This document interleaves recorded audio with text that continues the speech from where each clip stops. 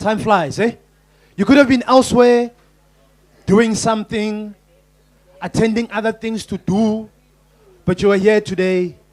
You woke up, you dressed up, you showed up. And that's what matters. So, Nkalani Shaiden Izanda, give yourselves a round of applause. Come on, Cape Townians, you can do better than that. Shaiden Izanda, you woke up, you dressed up, you showed up, you are here this morning. This is what it's about. Sometimes you just have to show up. All right. So, let's begin our program for today. Look excited. It's going to be an incredible day. Please, can everyone, still institution has a culture. T has a culture. Can I see by show of hands if you're here for the first time? Okay, hands down. If you're not here for the first time, I went at Dalulawin. You are family. You are family. This journey is lonely, ne? And we all know that we need a family, right? We need people who think like us, people who understand what we go through, right? So you woke up, you dressed up, and you showed up. So we're beginning our program with energy. There are times when you've got a great product, but it's not selling because you don't have the energy. Are we together? So the E in entrepreneurship is about energy. Yeah? Let's get the energy up in this room. Please, can we have both hands up? Yeah, you thought you want to come and just sit and listen. No. Not at a tea workshop. Both hands up, right? So this is how we begin our program at every single workshop. We're doing a countdown from 10. Are we together? Are we together? 10, 9, 8, 7, 6. 5, 4, 3, 2, 1. Whoa, hold on. 10, 9, 8, 7, 6, 5, 4, 3, 2, 1. When we get to 1, I say hashtag, you say join us for tea. Are we together? You got it? So I say hashtag, you say? Join us for tea. I say hashtag, you say? Join us for tea.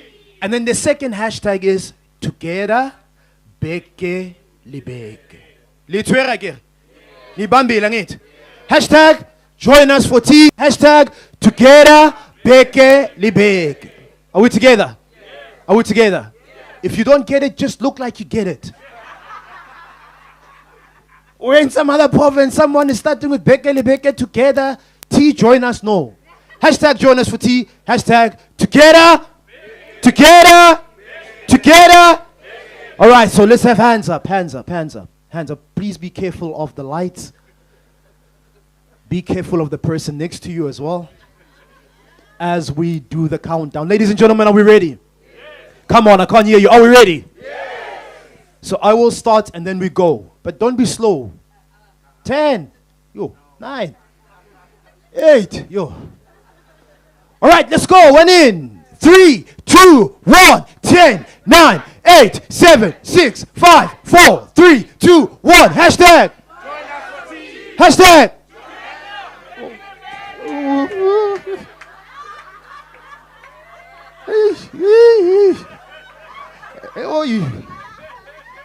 Hashtag join us for tea. Hashtag together. Bekeli beke. All right, let's do it. Let's do it again. All right. No, don't say it. Whoa. Hands up again. Hands up again. Hands up again. Hands up again. The first time is always difficult. And the person who messes up, then they look at the person next to them like, huh? No, it's you. Hashtag join us for tea. Hashtag together. Bekeli bake. But I need more energy. You're not giving me the energy. I need more energy. I need more energy. Millionaires, I need more energy. Hands up, let's go. Gugulethu, are we ready? Kainish, are we ready? Let's go on in. 10, 9, 8, 7, 6, 5, 4, 3, 2, 1. Hashtag. Hashtag. Okay. Woo! Okay. All right. Okay. Out of 10, what do you give yourself? What do you give yourself? 10. But you know you can always go from 10 to 11. You can always go from 1 million to 10 million. You can always go from 10 million to 100 million. Right? So, we're going to do it one last time. One last time. all the energy that you have, I hope that you didn't leave your energy last night when you were. Give me that energy. Let's have the hands up one more time. And then once we are done, we kickstart our program. I know, I believe, I sense you can still give me more. Are we together? Are we together? Fast, fast, fast. Are we ready? Are we ready? And in 10, 9, 8, 7, 6, 5, 4, 3, 2, 1. Hashtag join us for tea. Hashtag together. Bekelibe. One more time. Hashtag join us for tea. Hashtag together. Bekelibe. Join us for tea. Give yourselves a round of applause. Keep clapping, keep clapping, keep clapping, keep clapping, keep clapping, keep clapping. Let's go, Gugulethu. Let's go, Kaelisha. Let's go, keep clapping, keep clapping. You're clapping for yourselves. You're clapping for your family. You're clapping for your community. You're clapping for your business. You're clapping that you woke up. You dressed up. You showed up. Give yourselves a round of applause.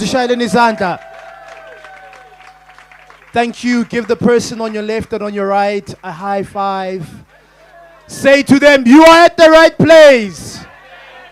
Don't look lost. You're at the right place. You're at the right place. You're at the right place.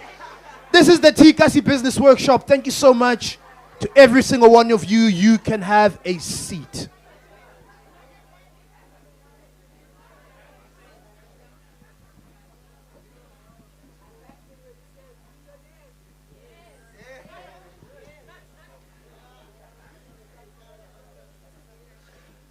Ladies and gentlemen, you are at the right place. Molweni entrepreneurs.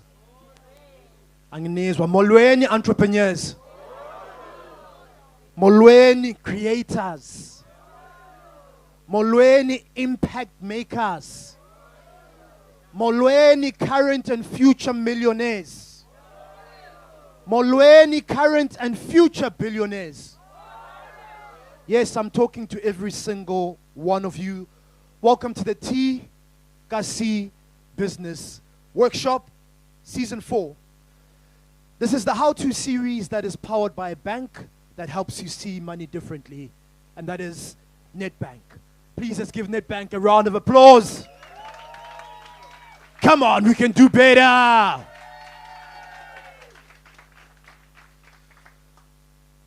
From telling to teaching, a practical learning journey for Township entrepreneurs.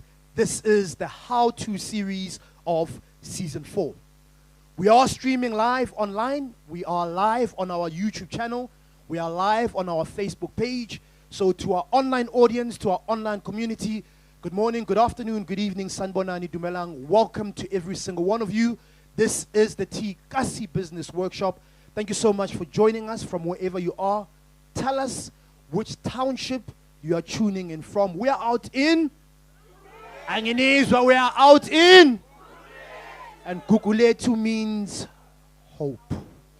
And so many of you entrepreneurs today carry the hope of your families, of your communities, and the businesses that you run. So tell us where you're tuning in from and what you're looking forward to. Thank you once again. Let me get on to the house rules for today. Firstly, the bathrooms. If you need the bathrooms, you will pass the screen and then you will turn left. You will see them on the right-hand side. Please, please, please watch the screen. Some of you are very tall. Please be careful of the screen. Secondly, please make sure that your phones are on silent. Very, very important. Please make sure that your phones are on silent, especially those of you who use the phone with the fruit. Don't get it? Forget about it. All right, and then we've got our entrance on stage on my right-hand side. So if you'll be coming onto stage, please come onto my right-hand side. We've got the cameras right there in front of me at the back, which are capturing every single moment that is taking place here today. And then what is very important as well to all our speakers, those who will be pitching, those of you who will be part of the panel sharing today, please do watch this screen here. It's quite close, and I know when you're on stage you can get excited, right? And then please watch this screen. All right, and then there are also cables. No, we're in a township. We have to make sure that we make a plan, but we must get connected somehow. When you are moving around, your safety matters to us. So there are cables on the floor. Please be mindful of them and watch out for the cables.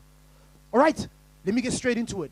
Our theme, Masterclass for today, is how to increase your sales. How many of us can do with more sales in our business? Okay, is that all of us? How many of us can do with more sales in our business? I think all of us can, right? Yeah, you could be making sales of 1 million. But how do you go from 1 million to 10 million? How do you go from 10,000 to 100,000? So that is the focus for today. We are speaking about sales. And a mentor of mine always says to me, sales is the lifeline of every single business. Because there's no sales, there's no cash. There's no cash, there's no business. So we'll be learning today on how to increase your sales. This session is designed to help you learn practical ways to grow your income, to explore sales strategies, to improve your customer service techniques. Because no customers, no sales, no sales, no cash, no business. Great product, but bad service. Is that you? Is that you? We'll learn today on how to increase your sales. My name is Spusiso Joshua Mulimi, a business owner, an entrepreneur, and today I have the privilege of being your pilot, your MC. So sit back, relax, and enjoy. Yeah, that's the part where you clap. All right, we have our exhibitors in the house as well. Let me take this opportunity to acknowledge our exhibitors. We have Zeni Wellness. Are you here? Yeah, there you are. We see you, we acknowledge you, we love you. Please give a hand, put our hands to Zeni Wellness. Bakery of Hope. Bakery of Hope is in the building. Let's clap hands for Bakery of Hope. Everyday Hospitality and Tourism. We see you, we acknowledge you. Thank you so much for joining us. One of our exhibitors, Nakai Beauty Anita. Welcome. You arrived just so early today. Yeah, we saw you arrived here very, very early. Let's give a round of applause to them. They arrived very, very, very early. We've got Department of Economic Development and Tourism. We've got Adoha. We've got Agri-K, Key, Simply Biz. And we've got Young Barber. A round of applause for all our exhibitors. Got us Bashayla Nizandla. Come on, we can do better. Come on.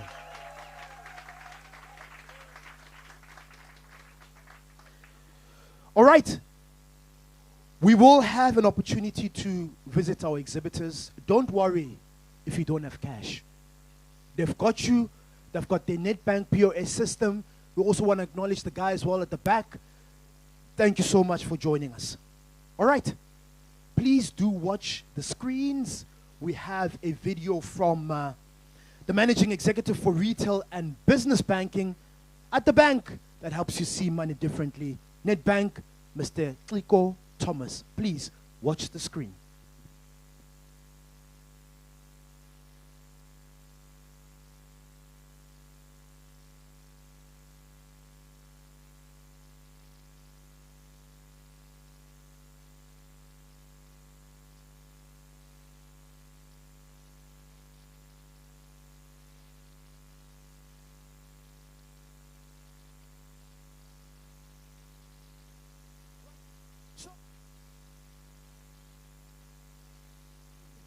Can I see by a show of hands, those of you, if I said I am giving you a mic to talk for 1 minute and you've got 1 million and you're able to pitch, you'd get that 1 million.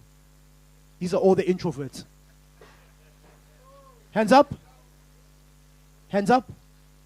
So, this part of the program is what we call the eKasi Pitching Challenge. Entrepreneurs, a great idea that is poorly presented sounds like a poor idea. A great business that is poorly presented sounds like a poor business. A lot of us here in the room have got great products, great ideas, great businesses. But when we have to pitch, it's an issue. It's a challenge. And kwesinye isikhathi you miss out on great opportunities because you cannot pitch your business with confidence, with clarity, and with persuasion. So let's go to school. Please take out the notepads that you were given as you entered. This is the eKasi pitching clinic. And you go to the clinic when you are sick. Some of our businesses are not in good conditions. Your pitches are not in good condition at all.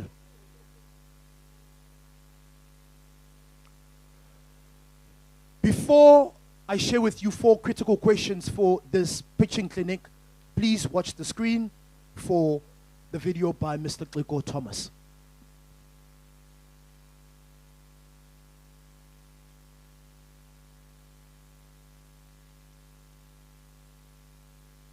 Township businesses, essentially.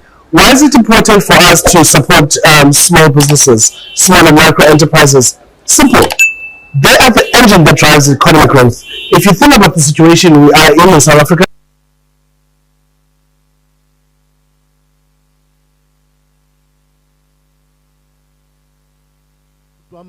mic up and to come and tell people about your business. And one of the mistakes that we make is we start telling people our numbers before they even know what we do. You can find us. Oh, no, we're not finding you anywhere. Question number 1. You have a mic, you are pitching your business, and not only to people who have money. At times, when you pitch your business, the intention is not always to sell. Sometimes it's just to let people know, bah, this is the business that I run. That's it. Question number 1. What problem are you solving? Entrepreneurs, creators, impact makers, we're in business to solve problems.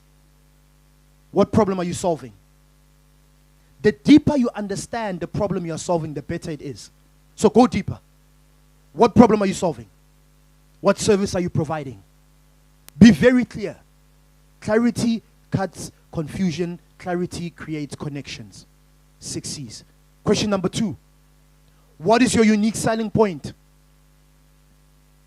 So what sets you apart? What's different about you? Why you? You're not the only one that is selling what you're doing, right? Is it your price? Is it your quality? What sets you apart? What is your unique selling point? Are we together? Do you have the 2 questions? Question number 1, what problem are you solving? Question number 2, what is your unique selling point? Question number 3, what's your story? Why did you start? What's your vision? I always share the story that I'm not a sneaker person, but there's a brand that I buy from because I love their story and what they stand for and what they're about, right? So what's your story? Why did you start? What's your vision? Your question here? Question number 3, right? Question number 4. And I love this question. What do you need? And everybody says, we all need money, right? Some of you don't need money. You need access to market because access to market will give you the money. Are you with me? You don't need money. You need mentorship. Mentorship will give you the right doors and then you'll get the money. So what do you need? Money, right? For those of you who do need money, which is 100% of the room, be very specific with how much you need and what you're going to use it for.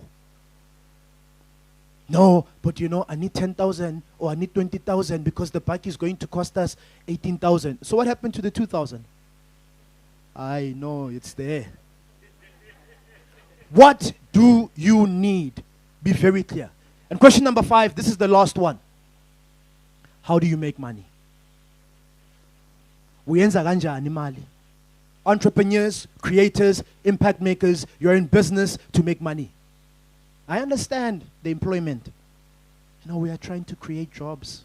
Understand. Yeah? Question number 1. What problem are you solving? What service are you providing? Question number 2. What is your unique selling point? So what sets you apart? Question number 3. What's your story? Question number 4. What do you need? Question number 5. How do you make money? Those 5 questions. Are we together? prepare your pitch so when the opportunity comes, you make the most out of it. To our online audience, this is your opportunity to pitch your business. You are here, you are with us, you're watching online. Pitch your business online. You don't know who is watching. Let's move over to the eKasi Pitching Challenge. Ladies and gentlemen, are we ready? Come on, I can't hear you. Are we ready? So today we have 5 finalists with us.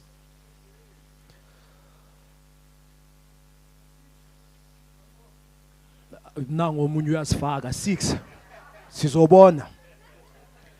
I need to share with you the following before I introduce the first individual, that the total prize value has increased from 50,000 to 55,000 rand. I think that deserves a round of applause.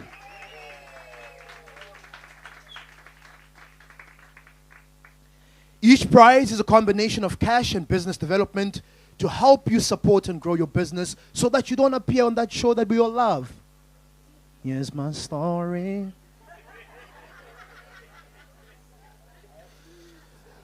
Let me introduce the first finalist for today right here in Gugulethu. And all I ask really is love and energy. And most importantly, please listen to the pitch, because this could be your opportunity to partner and do business together. Energy is what I need in the room. Let's introduce our first finalist. So, the first finalist is with us here. But I want to take this opportunity to also acknowledge our judges. I won't ask them to stand, otherwise I put their lives under risk. 5 independent judges who are here today. A lot of them run their own businesses. A lot of them have won competitions.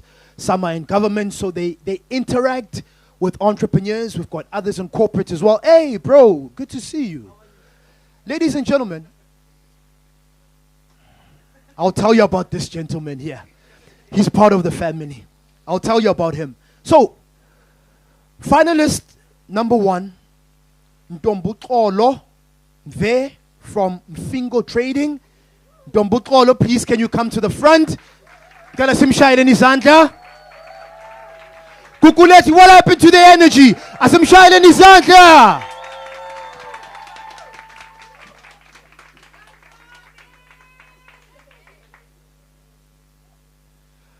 Please can you take your seat? Please can you stand on the side? So, no, just wait there. Energy. You don't come on stage on a T platform if you don't get the right energy. By the time you come on this platform, it must already be hot. Ladies and gentlemen, come on, let's show some love. Gugulethu, let's put our hands together for our first finalist. Mbawula Chat from Mfingo Trading.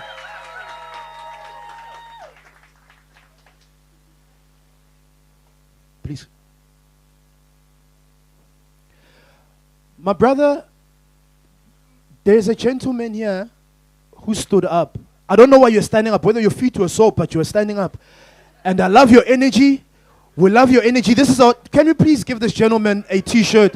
Just to say, we see you, we acknowledge you, we love your energy. This is the T energy that we're talking about. Mshayeleni izandla, a round of applause for this gentleman.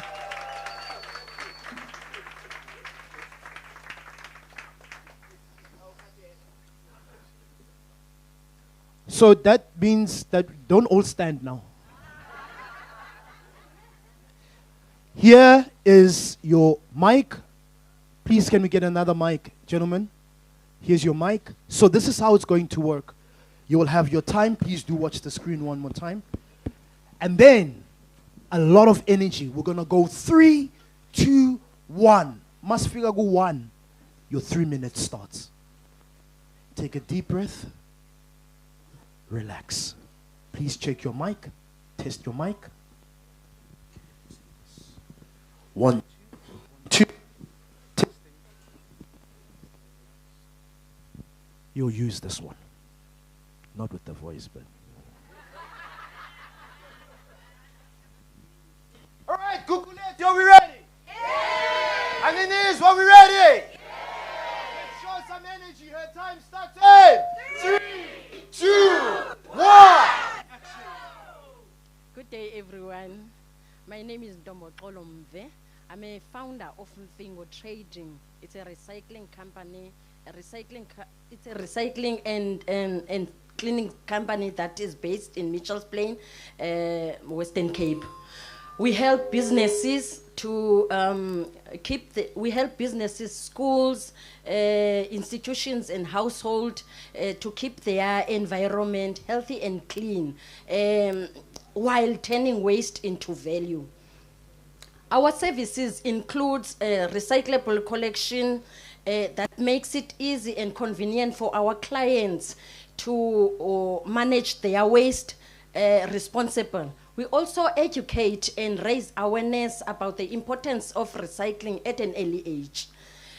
What makes us different is that we combine recycling, cleaning, and community impact into one solution. We don't just remove waste, we create clean communities and economic opportunities. I started the business because I saw that there's an increase in waste, there's an increased problem with waste in our communities. Like illegal dumping, waste pollution, and also with a lack of opportunity for people to benefit from recycling. I wanted to build a business that protects our planet and save lives. You see, it started as a vision, but it has grown into a company that is serving businesses across Cape Town. We need funding so that we can purchase collection equipment, transportation, and logistics. This support can help us grow our business and get more clients. We make money by collecting and selling the recyclable to the buyback centers for process and for manufacturing. If you want to contact us or you want to partner with us, you can contact us at 067-676-1729, or you can email us at mfingotrading, ptyltd@gmail.com. I thank you.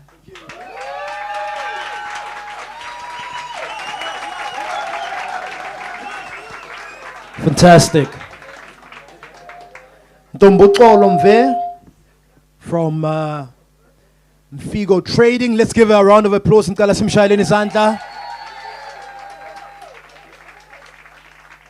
Finalist number 1, you heard what she does. Connect with her. Look and see and how you can connect and maybe start a business together or partner or supply her. That's what it's about. Before I call upon our second finalist, if you're driving a Polo and your number plates are CAA 5532, please remove your Polo. Susi Polo yako, please. I'm sorry, my bro. I've got nothing against people who drive Polos.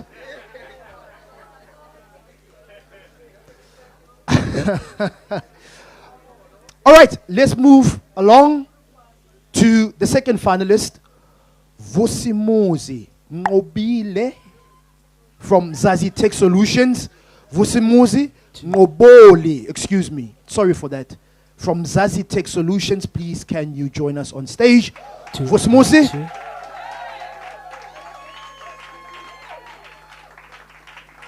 Where is he?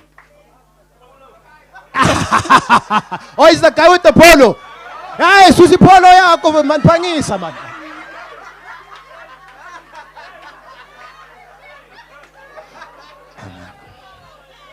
To our online audience, while Vusi is still removing his polo,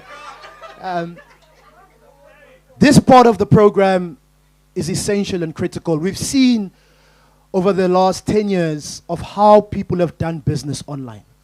You never know who's watching online. So here's your opportunity to pitch your business online.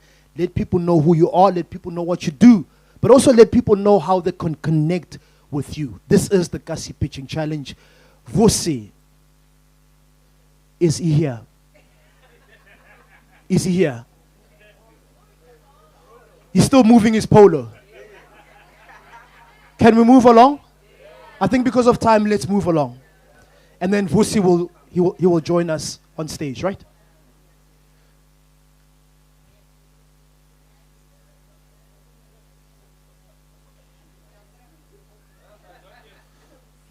Not yet.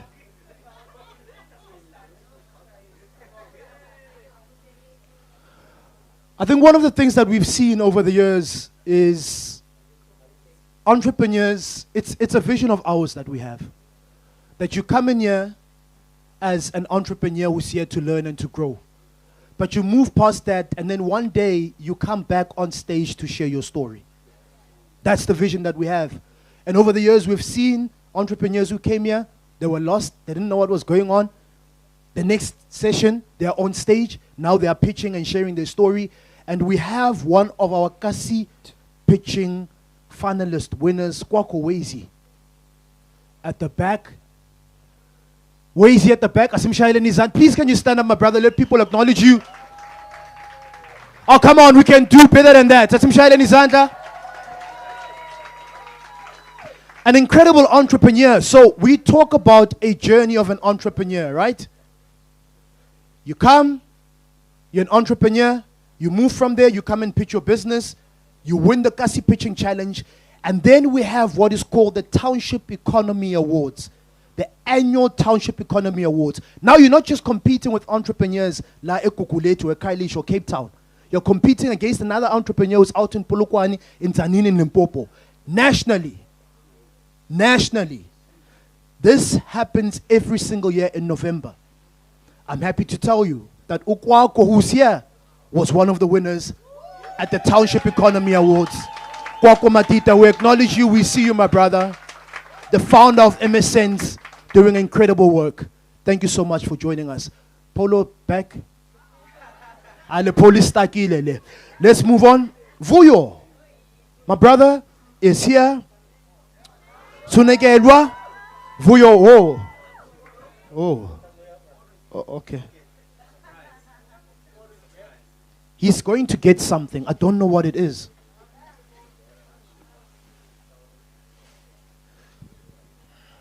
All right. My brother, you're back. The polo is moved. And you are back. Thank you so much, my brother. We acknowledge you and we see you. All right. Vusimos from Zazi Tech Solutions. Please, can you come onto stage, my brother? Come on, let's put our hands together. Let's clap, let's clap, let's clap. Energy, energy.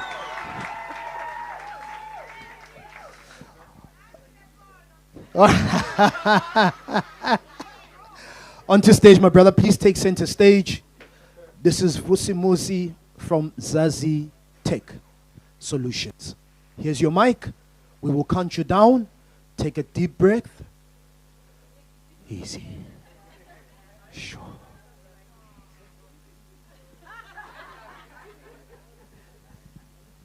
There's no counting 1, 2, 3, 4? Start. Okay. Relax. 3, 2, 1, and then we start with the energy. When I come here, I give him time to just relax.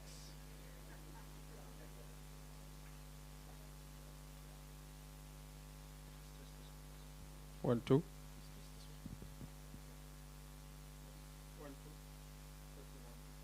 Test it again. 1, 2, 3. 1, 2, 3. Rev it like you rev your polo. Okay. Let me drive it like I'm driving a pole. Okay, is it on? Okay. Oh, fantastic. Good. All right. Yeah. Let's go, Gugulethu. Let's show some energy. Your time started. 3, 2, 1. Action. Okay, I'm not going to give my name. So the only thing that I'm here is for the business, right? We talk business here. So I'm from Zazi Tech. So Zazi Tech Solution Company. So it's all about technology. So what Zazi Tech? It's a business from Langa. So our job is to support and help young people with the training. So I'll be very clear. Let me just go straight to the question so that I'm clear in terms of my business, in terms of what is needed here. I'm not speaking a lot because our business covers a lot of things. So the first point that was asked was, what the problem are you solving as a tech solution? So the problem that we are solving within the township is one, providing training for young people in terms of being introduced in the tech industry and understand what is IT all about, because we know most young people within our township, they are not familiar with IT and what's happening. Even if you go to university, it's also behind in terms of that. So we're introducing young kids and even choosing the career that they want after high school. So we introduce them. So we train from grade 3 and to high school, and also we help those ones that are already done with the tertiary, so that we train them. So that's what the service that we provide. Number one, training, and then number two, we help small businesses with technology in terms of creating WhatsApp robot and also creating website. So that's another thing that we are doing. So developing website, that's our business. That's the problem that we are solving. So for small businesses that also don't have funds in most businesses in our township, they're struggling to pay those in terms of the website. So they struggle. So we make sure that we are there to give the minimal prices so that we provide service to those small businesses. So that's another problem that we are solving within our township. And then the other one, it's where we have young people in our space, help them with applications and everything. That's the service that we provide within our township. And then the number 2 point, what is unique about our business? So the most thing that is unique about our business is that we want to have what is unique about our business is that we're selling services within our township, and our township, it's not exposed in IT, and we are moving in the AI, in the fourth industrial revolution. So that's what is unique about us. And what is our story? Our story, myself, I come from a township. I don't know anything about IT, but now I'm working for Gugulethu as a IT specialist in automation. So that's the story where the business comes from. So I'm trying, myself and Vusi, we're trying to put that information in the township and make sure that most young people are exposed in that environment. And your 3 minutes is up. Yes. Let's put our hands together, ladies and gentlemen, for Vusi Muzi from Zazi Tech Series.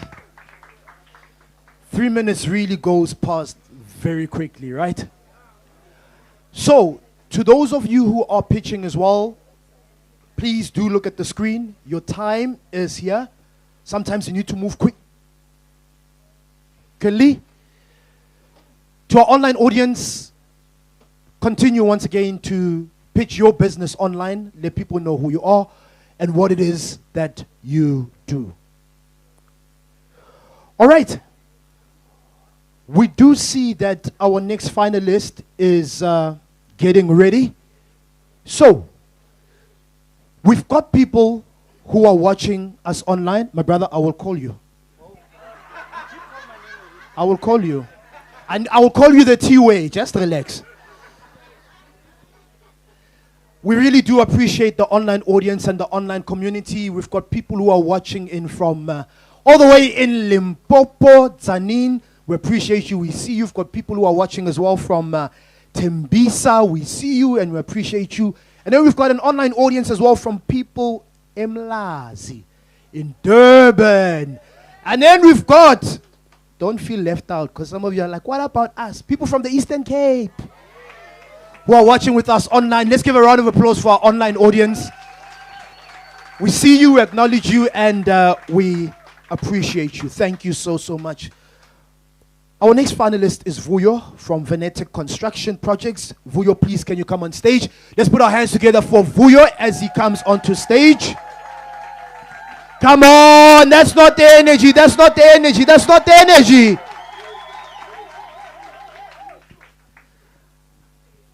It seems as though Vuyo came with the community at the back. Vuyo, Vuyo, Vuyo, Vuyo. You're not getting a chafy win, sorry.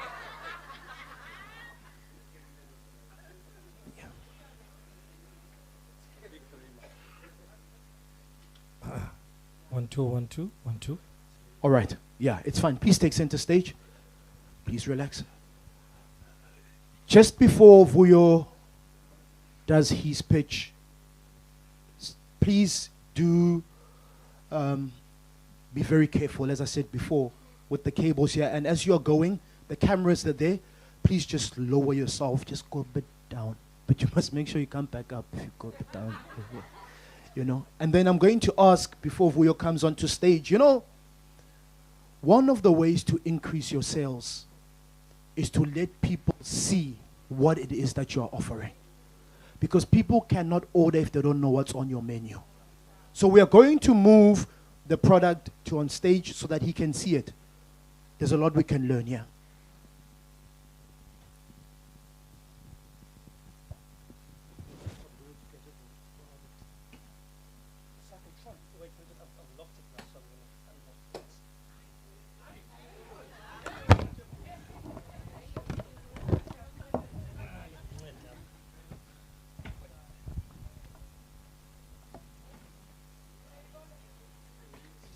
Stove, eh? All right. I'm looking forward to what I'm going to hear now. Gugulethu, Kaelisha, come on, Township entrepreneurs, let's show some love. My brother, your 3 minutes starts in 3, 2, 1, action. Good morning to our distinguished guests, fellow entrepreneurs, and welcome to the educators. I've got something for you guys to look through while I speak to you guys. My name is Vuyo, and today I will tell you about my wonderful creation, Venetic boards and interiors. So the story behind starting the company is many years ago, a couple of years ago, I'm not so old. I was working for this cutting and edge company that was based in one of the areas outside the township. And at the time I was the operations manager. What I noticed while working at the place is that the demographic of people who were working inside there and putting through their orders was people from the location. So it was carpenters who were coming from the location, and about 70% of them were guys from Kailicha, Philippi, and Gugulethu. And that is what sparked the idea, and that is what gave birth to Venetic Boards and Interiors. I started the company in Philippi East, we're in Tuguga Business Park currently. Our unique selling proposition is that we offer a complete solution. So instead of the customer going to that one to purchase this, to purchase that, we're a one-stop shop. We will take the customer from the idea that they have to putting it down on paper, to cutting the wood, preparing it for them, and actually going to the house to do the installation. So what sets us apart from our competitors is that I looked at what the guys are doing. The guys are only offering, if you want to come and cut your wood, we'll cut your wood, and then the fitter is taking over the work, doing everything else. But I wanted to extend our footprint in the value chain by offering cutting, edging, and the installation in-house. So we offer you the complete package. You don't have to go to carpenter and all of that. We have everything that we do in-house. One of my most recent achievements currently now is that I'm a recipient of a 50,000 rand grant from the NYDA right now. So that should tell you guys that I'm ready to upscale now. And also I'm working with this beautiful gate, Living Hope organization that gives skills to young people in the community. So what I've approached them and actually told them that I'm currently upscaling. So what I would want you to do, all your guys that are doing carpentry, will give them exposure to using the tools, having practical experiences of using the tools that you guys they'll be working with once they leave the program that you guys are busy with.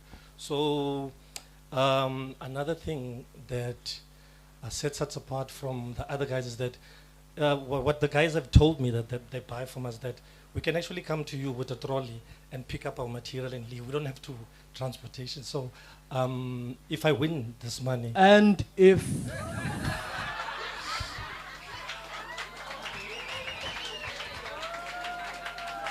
ladies and gentlemen, let's put our hands together for Vuyo.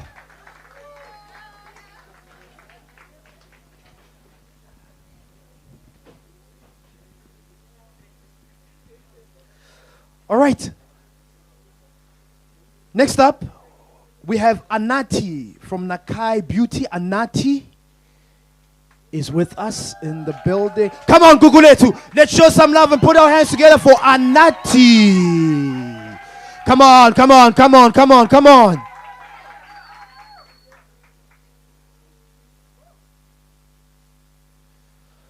All right. Some of you are looking at me like, what is he going to say or do now? You know we didn't get the right energy. Like, please can you take your stage again? Please can you take your seat again?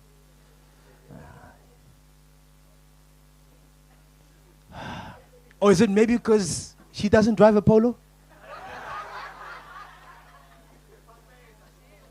Ladies and gentlemen, let's put our hands together for Anati from Nakai Beauty. One of our eKasi Pitch Challengers. She comes on to stage. That's what I'm talking about.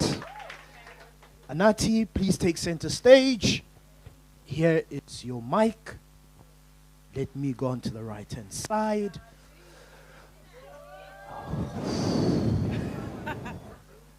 Anati, your 3 minutes starts in 3, 2, 1, action. Morning, everyone. So by show of hands, who has bought a skincare product just because the advert looked amazing? Exactly. I'm Anati and I'm the founder of Nakai Beauty. I started Nakai Beauty in November 2023 because I myself was dealing with skincare issues, and at that time my confidence was at a low. Many people are dealing with uneven skin tone, dark marks, eczema, as well as acne. And at that time I wanted to create something that's gonna not only make you feel confident in your own skin, but would also eliminate all the issues that you might have with your skin. Nakai Beauty consists of 7 products: black soap, shea butter, miracle cream, and the list goes on. Nakai Beauty is made from natural ingredients, and our main focus is to deal with real life skincare health issues. Come on. What makes Nakai Beauty different is because we don't only sell products. We also communicate with our clients fully, because we have Nutty Nuggets, which is our skincare platform where we talk everything skincare and we encourage people to up their level every time. And we also collaborate with content creators. Since Nakai Beauty has launched, we have been featured on the Summer HD radio. We've also taken part in the JSE SME Rise Accelerator program, and currently we are taking part in the FNB Youth Startup Accelerator program. Why we need this funding, and because we're going to win it? Yes, we are going to win it. It's because we want to expand our product range, strengthen our brand and marketing, and as well as grow our online presence. We also want to, in the future, branch internationally and have our products in all the retail stores. Yeah, I'm dying. Oh, another thing, please visit our store. It's there with my beautiful friend and my daughter there. Our products are there. Please have a look. Yeah. Are you done? All right, she says she's done, so she's done. Let's put our hands together for Anati. Thank you very much.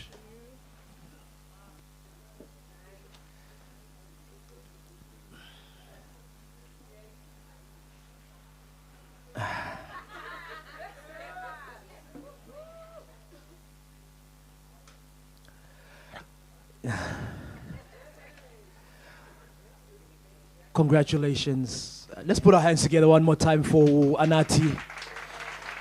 Nakai Beauty, she's got her products here with us. And I'm looking at my phone, and with just the online audience, you know, we really, really appreciate it. We've actually even got people that are tuning in all the way from Bulawayo in Zimbabwe. We've got people who are tuning in from Durban, Mlazi, as I said earlier on, in the Eastern Cape as well. And also people from the Rustenburg, the Northwest. We are heading out to the Northwest next month. We are coming to your eKasi. We are coming to your community. Much, much appreciated. We'll be out in Mahikeng. Let's give our online audience one more time a round of applause. Much, much love and much, much appreciation.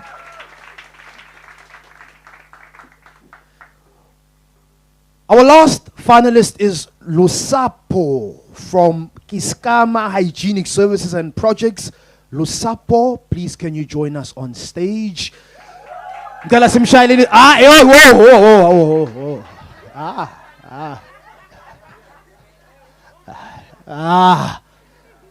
The last finalist, come on, Gugulethu, you've been incredible thus far. Let's show some love and give some energy. Round of applause to Lusapo, our last finalist, as he comes onto stage. But do you see what energy does? Before he came on, he was like, yeah, I'm going to pick you. But now you showed him love and energy. He's like, yeah, now I'm going to pitch, yeah? It matters. Please, can you take center stage? Here's your mic. We are going to count you down. You're allowed to move around. But not that way. All right. Please just stand. We prefer that you look straight into the camera and let your audience be here so that we can capture you on camera. Ladies and gentlemen, are we ready? Are we ready? Are we ready? Brother, your 3 minutes starts in 3, 2, 1. Action. Hello, my name is Lusapo Njinge, the founder and the director of Kiskama Hygiene Services. We specialize in pest control, garden services, and deep cleaning. We cater to both residential and commercial clients. My entrepreneurial journey began in 2017 when I started a small chisanyama in Gugulethu. Later, I shifted into gardening, which led me to add 2 services, pest control and deep cleaning, after COVID. Since then, Kiskama has been providing pest control solution to prevent infestation, advanced gardening and landscaping to create beautiful and clean outdoor spaces, and deep cleaning services that ensure pristine living and working environment. At Kiskama, we help communities to live healthier lives by providing hygiene solutions that are accessible, culturally relevant, and tailored to meet the unique needs of underserved areas. Our clients include homeowners, businesses, playground, and government facility. We connect with them through word of mouth, social media platform, RFQ application. We have successfully got residential clients and contracts from government facilities. Our competitive edge is the unique edge. Our competitive edge is the close relationship that we build with our clients, combined with our advanced machinery and expectation recommendation that tailored to their needs.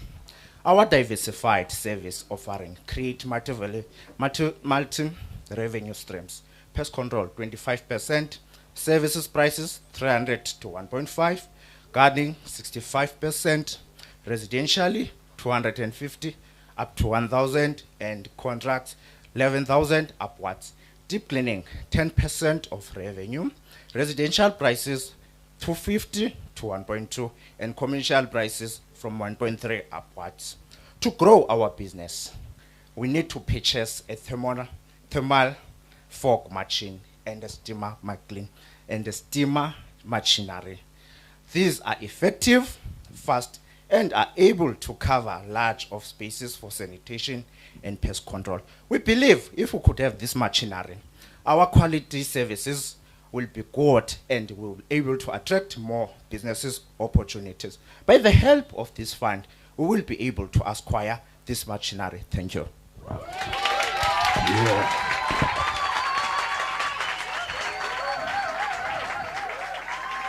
Ladies and gentlemen, a round of applause for Lusapo. Oh, your shirt. Let's give a round of applause to all our finalists. eKasi Pitching Challenge finalists right here in Gugulethu. To our online audience, continue pitching, continue sharing your business, what your business does. To our finalists, your pitches will be uploaded on our social media platforms. One of the ways to get better at what you do is to watch what you do and see where you can improve. So it'll be uploaded, you can share it with your audience. Okay, I said I'm giving away a couple of prizes today. Who would love a prize by show of hands? Can everyone look underneath their seats? I'm joking. Hey, that's the bag. Ah, there's nothing. Your school bag, what you came with. We give our praises, we share love. And the first prize that we are giving away is to the first person to arrive.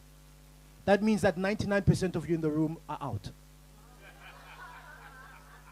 And the first person to arrive is... You can't guess, because you are not the first person. The first person to arrive is... Anati, one of our exhibitors. Please, can you come to the front?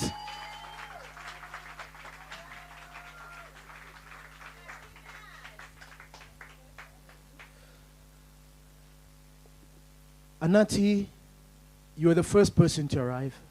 I saw you. Can you let the entrepreneurs know why is it so important to arrive early? And you know why, but you still don't. Why did you arrive early? I mean, you could have come a bit later, but why is it important? And maybe how has it helped you in your business and in your sales? Thank you. So the reason why I arrived early is because I'm a person who likes planning ahead. I don't know if there's going to be traffic. When I arrive, I don't like arriving late somewhere. And if a person comes late, if a person arrives late to me, I feel like that's disrespectful. I do not like that. And it also tells me how you do your business as a person when you arrive late. So, yeah, in a nutshell, please be early. Please be early. Please be early. You receive, I think you already have one. Yeah, but yeah, you get another. A round of applause for. Come on, Mshaileni Zanta. You yourself could, get. Yeah. And this is an incredible shirt, right? It's beautiful, right? If you'd love to get yourself one as well, please see the gentleman called Jay. Just as you enter, the one who helped you register, you can get yourself one. Township entrepreneur, that's what you are. All right, congratulations. All right, please can everyone take out their cell phones?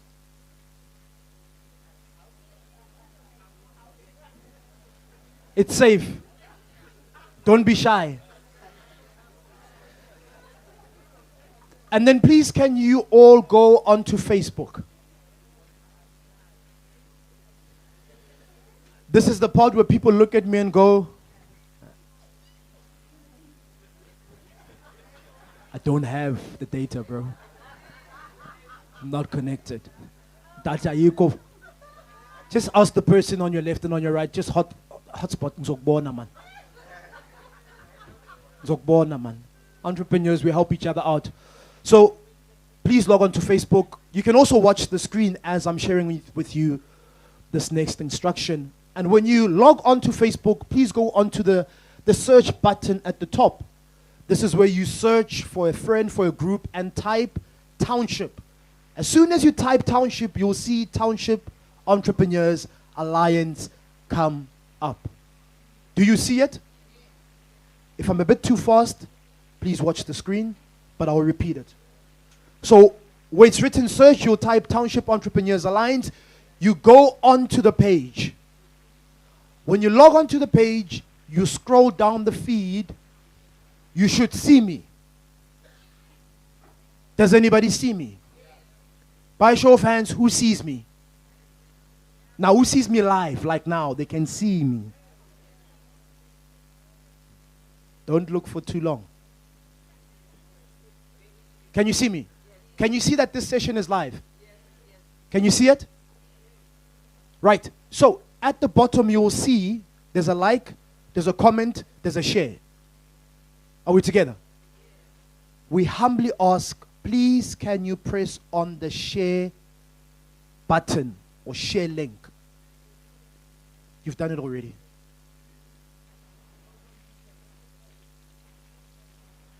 I'll be with you, my brother. So Facebook, online audience as well. If you're watching online, please do share this live session with your family, with your community, so that we let more and more people know the incredible work that's been done right here in Gugulethu, the incredible work that's been done by entrepreneurs, and that there is a platform that exists for you and I as township entrepreneurs to grow, to connect, to make more sales, and to take our businesses to the next level. So even later on, when you get home and you haven't shared the session, we humbly ask, Siyancela Galukopa, please do share this live session. We would really, really appreciate it. Siyabonga kakhulu. All right. Let's move on to our first presentation. To those of you who have just joined us at the back, thank you so much for joining us. This is the eKasi Business Workshop, and we're focusing on how to increase your sales. And our first speaker for today is Onako, Bank Manager, Small Business Services. Onako is a highly accomplished mobile small business manager and results-driven sales leader with over 9 years of banking experience. She's widely recognized for consistently delivering revenue growth, developing high-value business client portfolios, and executing strategic mobile banking sales. The word sales keeps coming up, and that's why we are here, to learn on how to increase our sales. NgesiZulu bathi indlela ibuzwa kwabaphambili. Those who have gone ahead. So with over 9 years of experience, I'm sure there's a lot that we as township entrepreneurs can learn from the incredible Onako. Please, can you join us onto stage? Ladies and gentlemen, let's put our hands together for Onako. Come on, Gugulethu, come on, Gugulethu, come on, Gugulethu. Let's show some love and energy for Onako from Nedbank. Thank you so much for joining us, and over to you. In the words of the great Denzel Washington, without commitment, you can never start. Without consistency, you can never finish. Ladies and gentlemen, allow me to greet you all in the name of the most wonderful bank, Nedbank.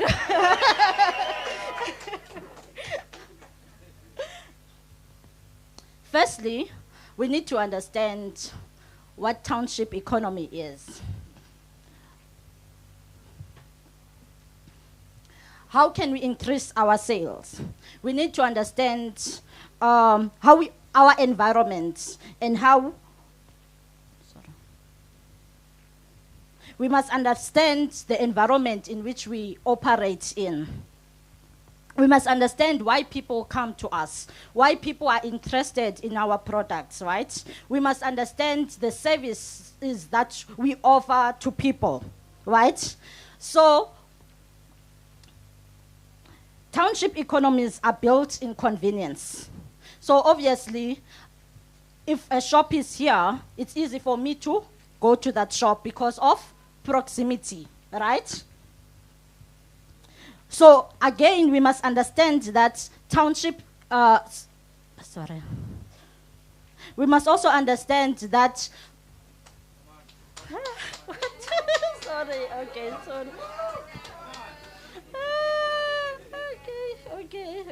Okay. Customers prefer buying locally because businesses are close, flexible, and personal. However, customers are also price sensitive. They compare value and expect good service. Loyalty is earned, and it is earned through respect, reliability, and consistency. Businesses in these areas often operate informally, mainly using cash, and they rely heavily on daily foot traffic and community reputation. This means success depends on understanding your customers and adapting quickly to their needs. What are some of the challenges that are faced by township businesses? While there are many opportunities in townships, but there are also a lot of challenges. Some of the challenges are funding, and this is due to formal records. Obviously, if you come to us and ask money, what are we going to ask you for? We want to see your credit history. We want to see that you can afford. So if you're asking us for a credit product, we are saying, but are you credit worthy? So what I've found out is that when I come and visit communities, that some people are not even registered. Some of the people do not even understand what business banking is. So obviously, if you are coming to Nedbank and wanting funding or wanting a credit facility to grow your business, we're going to look and see, oh, but you have no records. So how can we trust you with our money? So that is one of the issues in townships. Some people do not even understand what an overdraft is. You understand? And one of the major challenges as well, it is competition from larger retailers and malls, obviously because they might be more advanced than you guys. And also there is limited marketing. And one of the issues that I found as well was that most of the businesses are mainly using cash, meaning that they are not using the card machines or digital platform for payments, and we understand the risk that is in our township as well. So what are the practical strategies to increase our sales? And that is why we are here. We must also understand that increasing sales does not only mean that we require money, but small, consistent actions can make a big difference. Improve customer services. Simple things like greeting your customer, because sometimes you come to someone's stall, they don't even acknowledge you. Building relationships with people. And one of the reasons we are here, it is to network and to know one another. Using promotions, like, I don't know if there are any promotions there, like saying, oh, I'm selling, I'm a spaza shop. Oh, today I have bread and milk as a combo. Who doesn't like combos? Sometimes you, by hearing combo, you don't even know the price, but because you have heard combo. Right? Focus on the fast-moving products and keep them in stock. So meaning that you are analyzing your business. Which products are selling the most? What do people really want?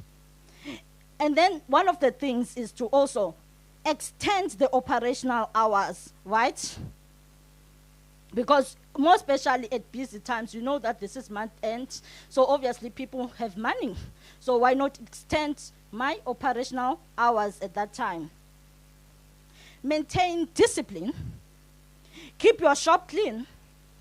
Display prices clearly. I was happy to see one of the stalls having clear prices, because it speaks to, they know what they are doing and what we can expect. Also keep a daily sales record. Consistency is key. We are in an age also of AI, an age of social media, where digital matters. So why not use it at our disposal? Digital tools can help businesses grow faster. We understand that we can use WhatsApp. I asked one of the ladies, are you on Take-A-Lot? Do you sell your products on Facebook markets? Do you have a website? Where can people find you? So all these things work together in building sales. But in essence, the importance, one of the major importance is discipline and a mindset. Success requires discipline and the right mindset. You must be able to track income and expenses. Reinvest the profits. Reinvest the profits. Be consistent in service and operational hours. Stay motivated. Sometimes you have to be the motivator of self. growth takes time. So you must understand that maybe today I might not be there, but it doesn't mean that tomorrow I will not reach my goal. But consistency builds trust and drives sales. I want to give you I want to share an example with you. Not so long ago, as I go to townships, obviously I'm marketing my brand Nedbank, right? So I came across this spaza shop, but I noticed that there's rarely anyone that comes into the spaza shop. And then I noticed that someone went in and they quickly came out of the spaza shop. And I was wondering, hey, what is the problem? What happened? Why could they get assisted? And I decided to speak to the person that was taking the spaza shop to understand why that customer was not assisted. And they said to me, the customer did not have cash. So meaning that because they did not have cash, they couldn't assist them. Right? So what have we then done? We have pushed away the customer. So what will the customer do? They will go to another one that looks like you. So you have now pushed away the customer. And then I went inside. So I saw there is no pricing whatsoever. So if you want a product, you have to first ask the store manager. So what is happening exactly? What are you selling? There is no price, there's nothing, so you don't know. Then I said, hey, obviously that is why you do not have customers, right? So I said, you know what? I can see what is the problem in your store, but can I have a journey with you as Nedbank? And then you will come back after a few months and you will assess your business and see how much it has grown. The client decided to open our business account, our startup bangle, which is free for 2 years, right? So they opened the business account, and then after that, they did the pricing, as I said, do the pricing, have the card machine. And I said to him, let us evaluate the business over a 6 months period and see how it is doing. The business increased with 30% of sales by simple doing things that seem so small but so important, right? Because now it meant that he had the card machine. And the thing is, people don't understand the value in that as well. Because later on, the same client will say, I want money from the bank. I want to open another spaza shop. You understand? They don't understand that even them having that card machine, they are eligible to GAP facility, which is a credit facility. Right? Maybe you are asking yourself, how is Nedbank helping small businesses?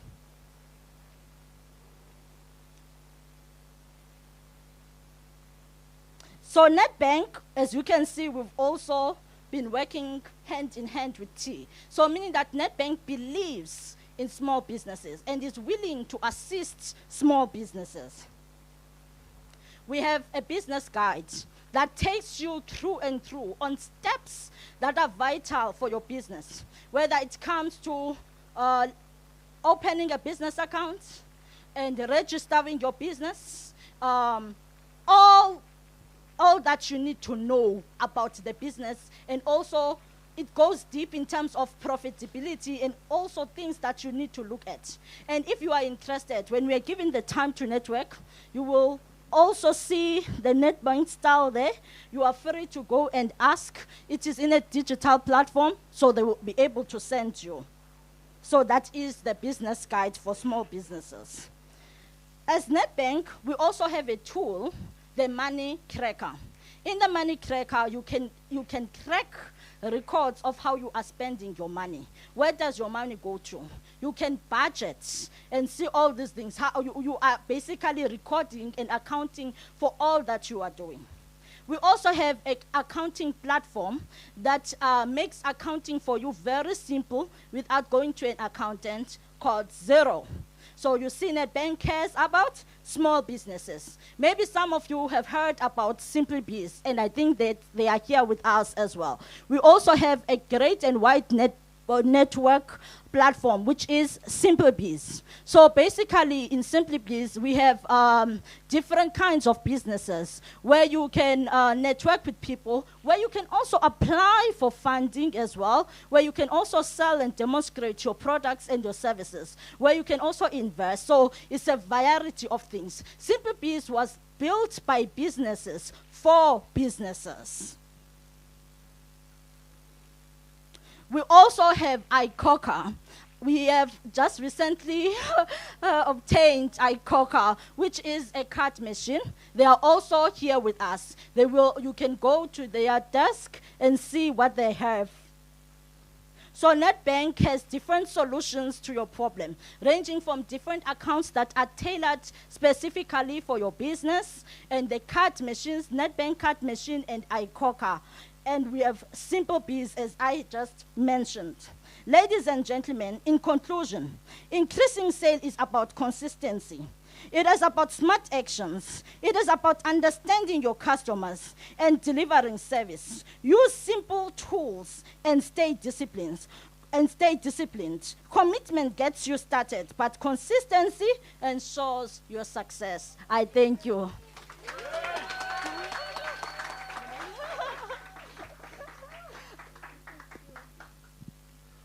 Come back. Come back. Come on, ladies and gentlemen, let's show some love. Let's put our hands together for Sis Onako from Nedbank Manager, Small Business Services. So I've learned that sales is intentional. It's deliberate. She's in sales, and did you hear the case study she gave? Yeah, she was there to go and see, but she was in the back of her mind. She was like, yeah, sales I'm going to make, yeah. We've got a customer that's going to come on board. So I loved what you shared, especially in the beginning about understanding, which is one of the things we struggle with as entrepreneurs. I mean, you spoke about understanding your market. You spoke about practical sales strategies that we can use. They're practical and that they can apply them. To our online audience, please do share what is your takeaway from that presentation. What is it that you learned? We want to move away from telling to teaching. What is that one thing that you're going to implement to take your sales to the next level? So we are going to have a Q&A. Please do write down your questions. But before you get off stage, we need a picture of you. This is the picture. Please give us that smile. Please stand in the center. A beautiful smile. Look straight into the camera. Round of applause. Did you enjoy that session?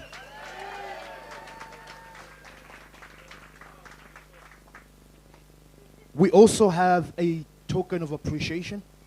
Please move a little bit back, my brother. So you may be wondering what's inside this bag. And what's inside this bag are products that we have bought from all our exhibitors that are here today. Very intentional, sales very intentional. It must stay here. Can't buy from there and then bring it here. So we appreciate you. Thank you. One more time, a round of applause.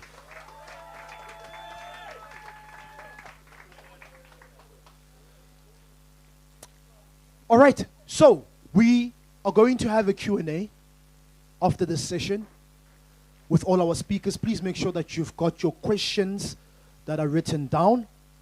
And then we have an incredible gentleman on my right-hand side. The first time I saw him was at the Township Economy Awards last year. He'll tell you more about it. He's going to get a minute to tell you more about his business. And some of you just have perfect timing. It's the right timing because you'll be getting free haircuts at the back. So not everyone is going to be able to get at the end of the day. Me and the team will give you more instruction as time goes. Lemo, please can you come on stage, my brother? And as you're coming onto stage, you can go to the back, but we need to manage this effectively so that we don't all rush to the back. My brother, you're going to have a minute to share about your business and the incredible work that you've done and the new shop that you've opened. Talk about levels. Talk about sales. Talk about growth. My brother, the platform is yours. Good day, family. I am Lamo. I'm the founder and the CEO of Young Barber. So it's an honor for me to be standing here in front of you today. I'm also a award-winning entrepreneur at TIDA. We won Professional Service Awards in 2024. Can we celebrate that? So Young Barber is expanding into new territory. Currently, we announced this week that Young Barber is coming to Cape Town. Can we celebrate that also? So you ask yourself, who's this Young Barber this young man is talking about? Young Barber is a barbershop located in Johannesburg. So we have 5 stores, which is 4 physical stores, and we have a mobile barbershop also. We also gave birth to a sister brand, which is Pro Barber, which focus on the barber side of the industry. We focus on empowering barbers, not only with the skill, but with the tools. And then now we are bringing Young Barber this side. So we are launching our new training and development center within Somerset West, Cape Town. If you know, can we celebrate that? So we also have a great announcement. If you know any barber, anyone that's willing to join the Limitless team, this is the moment.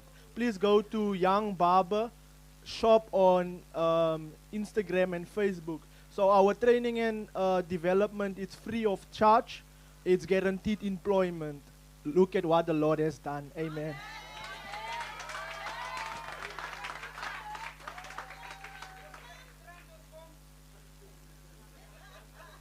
All right. So the team will be able to manage it, and we'll see how it started. You'll be able to go to the back. But now, yes, good morning, is cool. I think Young Barber deserves a round of applause. Let's put our hands together for Young Barber. We create such platforms to show you that it's possible. You can start in any township that you're at. You can grow and expand, operating in one province, but operating another business in another province. You can start here in Khayelitsha, you can start in Gugulethu, but then stand up and say, I've got an office in Polokwane. Why not? And why not you? This is your time. Entrepreneurs, give yourselves a round of applause.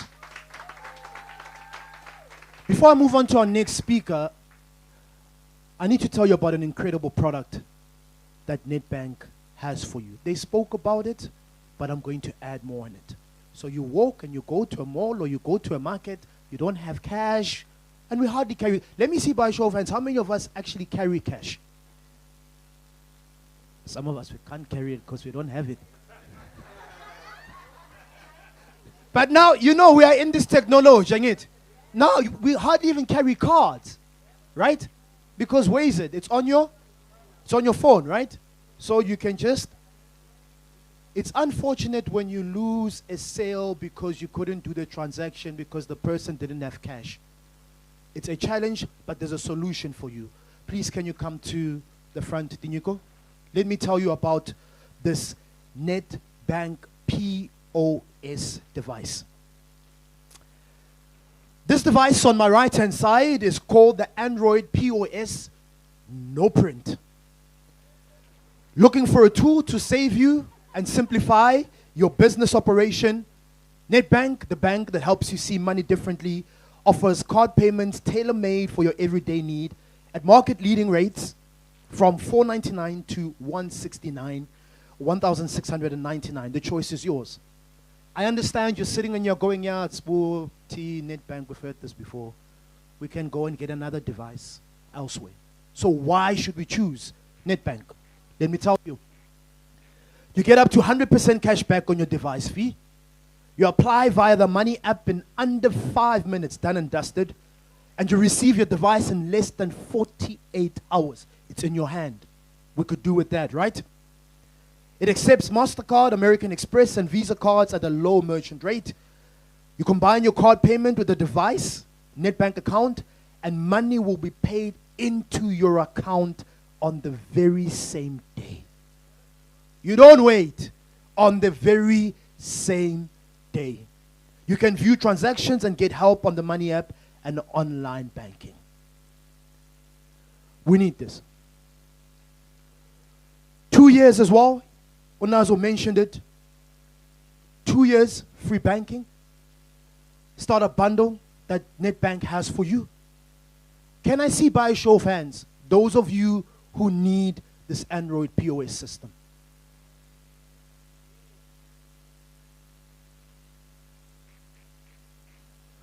Please, can you also look on the screen as well? Do inquire. They've got an incredible product as well. That startup bundle is incredible. 2 years. No bank charges for 2 years. Because sometimes imali can get a party sells logo bank charge. Bank charge, bank charge, bank charge. Let me see by a show of hands how many of you could do with that product. The simple 2 years. 2 years. Hands up, let me see. The level at which you put your hand is an indication of whether you really need it or not.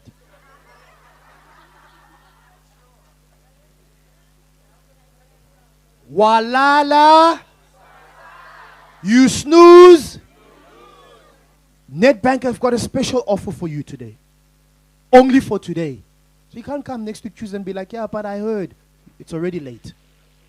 Nedbank bankers, here are your people. Here are your entrepreneurs. Please do not leave without getting your Nedbank POS. Please. All right. Are we together? Yes. And the bundle as well, right? One more time, the bundle. 2 years, guys. Not 1 year, 2 years. Start a bundle one more time, hands. Nedbank, nyababona ngit. Nababona here. Here are your people. One more time, a round of applause for Nedbank and the incredible product that they have for you. Thank you very much. All right, before I introduce our next speaker as well, I want to acknowledge Uzanelo, who's watching all the way from Mpumalanga. We were out last month in Nkomazi, in Mpumalanga. We've got Romeo as well from Taung. We really appreciate the online audience. Really, really appreciate it. Ken Sign as well from Tembisa. We see you, acknowledge you. We love you. Let me move on to Mr. Vomarines, Mr. Joshua Vomarines, Director, Enterprise Development, Department of Economic Development and Tourism. Mr. Joshua is Director of Enterprise Development at the Western Cape Department of Economic Development and Tourism. He holds an MBA from the Stellenbosch University and postgrad qualifications in economics.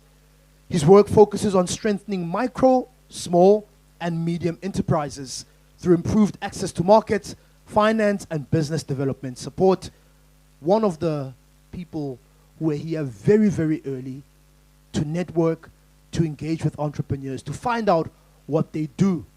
It's critical that we know who's in the province or the township that we are at and what they've got to offer for us as entrepreneurs. Mr. Joshua, thank you so much for joining us. Please, can we welcome him onto stage with love and energy, Mr. Joshua Vomarines, Director of Enterprise Development, Department of Economic Development and Tourism. Come on, Gugulethu, let's show some love for Mr. Joshua Vomarines. Thank you, sir. Good morning, everybody. Goeiemorgen, dames en heren. Moweni, malele, nemalele, eKasi. So, welcome. I'm from the Department of Economic Development and Tourism. I'm not sure if the presentation is going to go on. But I think what is important, and I think linked to the theme, is about how do you increase sales. And I think what is important for a business, as the speaker said earlier on, or the MC said, if you don't have a market, if you can't sell your product, you can't have a business. Because if you don't have a market, if you don't have products, oftentimes you hear the term that gets said, is there a gap in there's a gap in the market. Business persons will always tell you, there's a, 1, 2. Business people will always say, there's a gap in the market, I need to go into the gap. But you must also ask yourself, is there a market in the gap that you want to go into? You know, and I think oftentimes we must look at, you know, we try and replicate existing businesses. How do we start looking at innovating new businesses, right? And before I start, also maybe just to make the point, you know, oftentimes we look at, especially young entrepreneurs, they go into the tech space. They want to develop apps. The MC said earlier on, the first question is, what is the problem that you want to solve? Oftentimes in our communities, there are challenges, there are problems, but what are the solutions as young entrepreneurs and entrepreneurs that we're bringing to the conversation? And I think that becomes quite critical.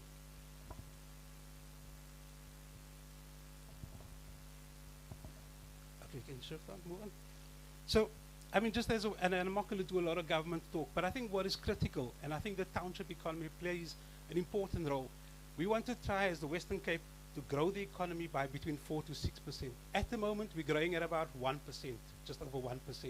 We want to try and create 600,000 jobs, and that is an ambitious task that we set ourselves to achieve by 2035. But I think what is important is that we don't need, as a business, one type of support is not going to help you grow your business. Oftentimes we see businesses go on training, but training in and of itself is not going to help you. If you don't have mentorship or somebody to hold your hand while you're going through the training and actually implement the stuff, then you're not going to really make a change or significantly improve your business. So as a department, and I'm just trying to see this, but I'll talk to the issues since there's no presentation showing. So there's a number of support that we do offer small businesses. As a department, what we've also made a decision on is how do we partner with organizations as opposed to an individual business. Because I think what we've realized as government is limited funding that is available. But when we start partnering with organizations, and we've partnered with Selulu Foundation, for example, we've partnered with organizations such as R Labs, we've partnered with Innovative Trust, Edge Growth, because they've got existing programs and they have the expertise and the capacity to engage with these businesses in different localities. And through that partnership model, it's important in terms of making sure that provide the required support to small businesses in different areas across the Western Cape as well. And it's not just about focusing in the metro, but also it's about the non-metro areas in this province as well. Because I think that's oftentimes in townships and in non-metro areas where there's significant needs. So one of the things that we've got, especially with young entrepreneurs, is we partner with TVET colleges. There's about 6 TVET colleges in the Western Cape that we partner with, to look at how do we develop and enable them to pitch for competitions to develop their businesses, because these students are already at existing universities, but it's about how do we develop that throughput to ensure that these entrepreneurs at universities and technicons are able to develop their businesses. So through our youth program, we assist and support TVET colleges, universities, in terms of enabling these businesses to start, to develop, and to grow. One of the things that we've got as entrepreneurs, we've got a business helpline. We call it redtape at westerncape.gov.za. The important thing is if any business has challenges with government departments or agencies, you're struggling to get your licenses, you're struggling with certain issues, send the email to redtape at westerncape.gov.za. Within our department, we will allocate that task and we'll respond to you within about 48 hours. And we'll, on our behalf, we will work on your behalf as government to make sure that whatever challenges you guys have, we're able to assist and support it. In terms of tourism, we also play in the tourism space. So for example, we've got a tourism product, tourism growth fund, which enables businesses in the tourism space.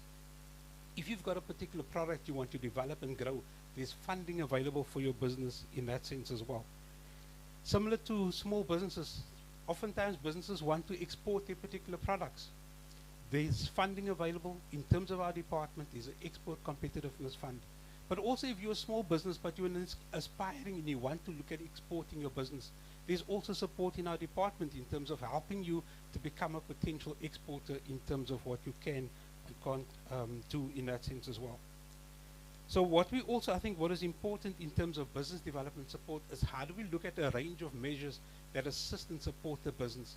So for us, our philosophy is not just to give you a once-off training, but how do we combine training, for example, with, for example, providing you with your equipment and your machinery.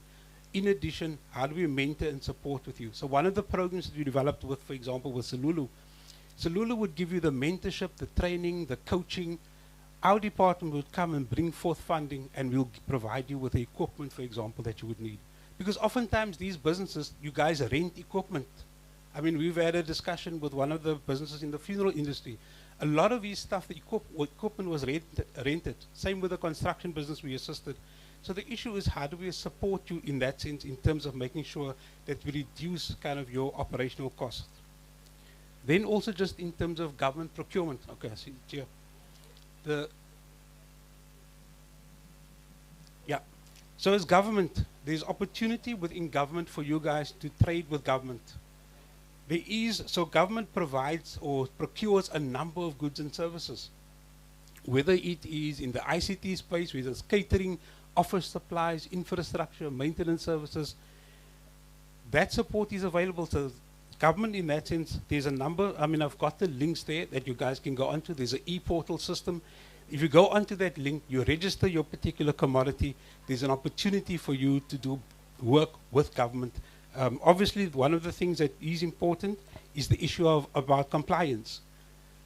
Speakers spoke about it earlier on. You've got to register, you've got to become compliant, but there's an opportunity or market in that sense for you to engage with government to make sure that you're able to procure and understand and provide services and goods to the communities that we serve.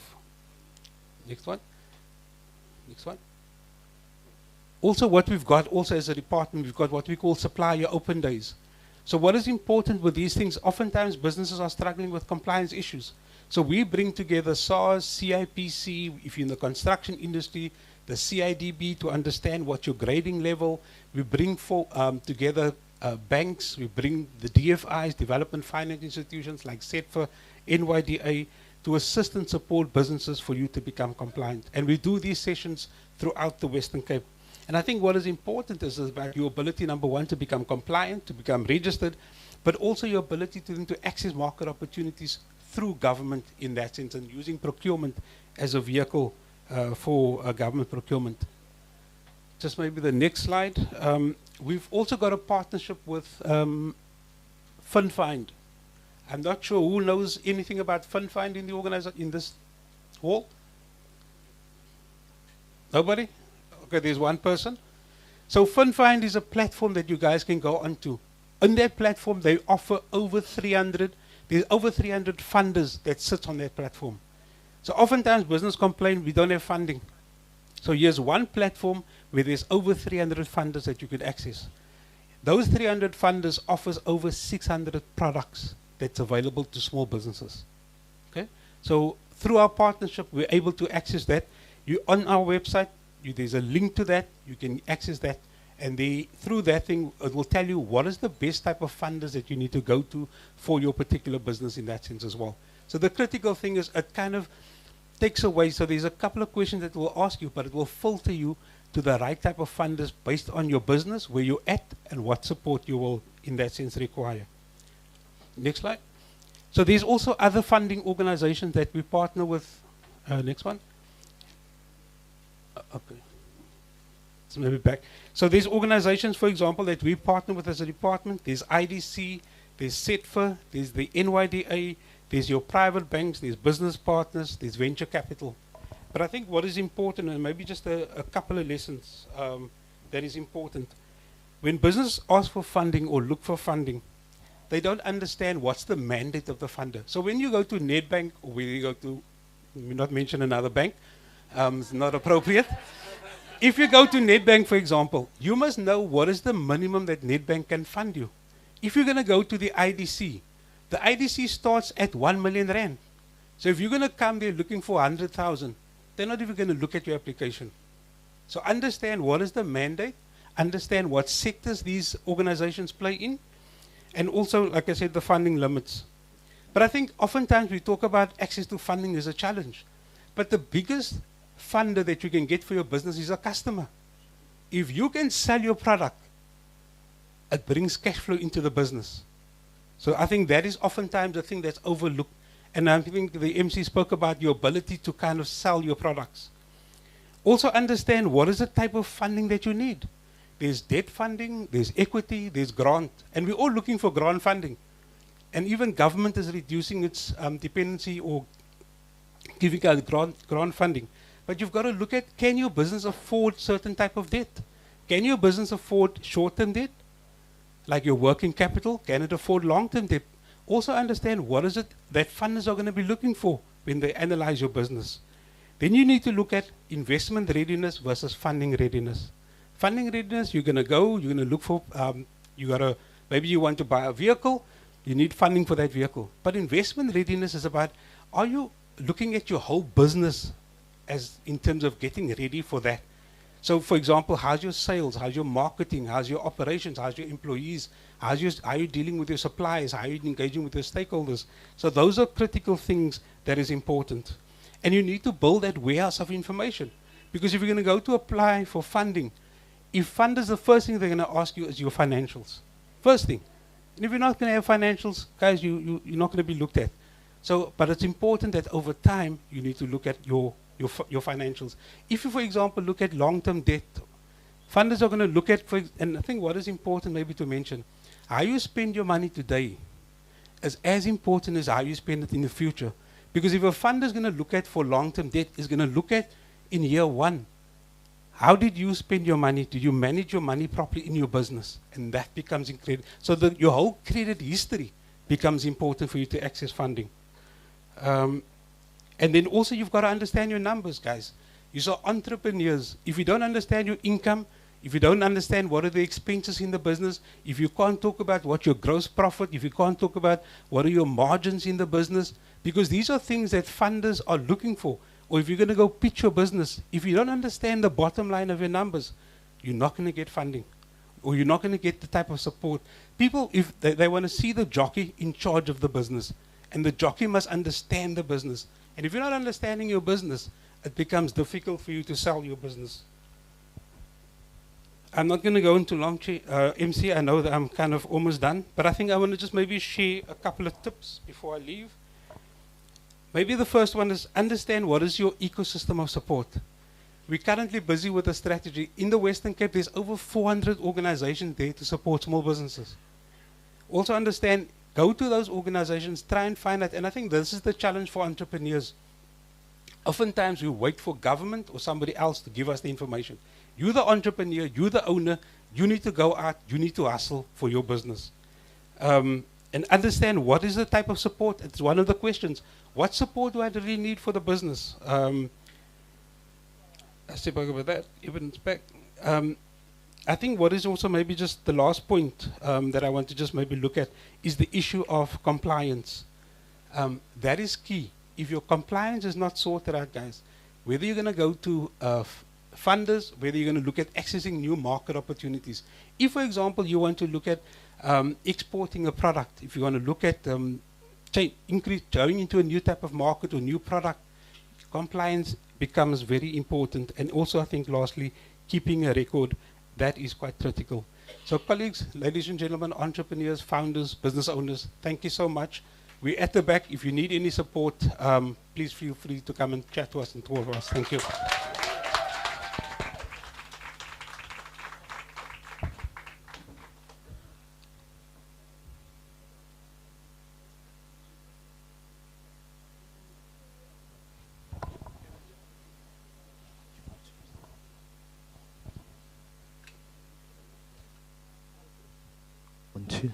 All right.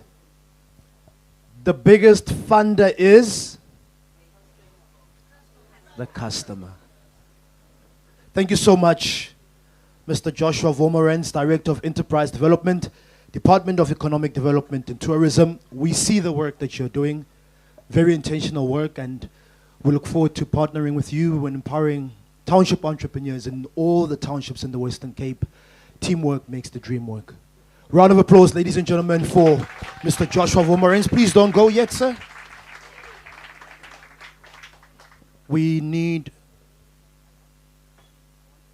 This is the part where the stomach goes in.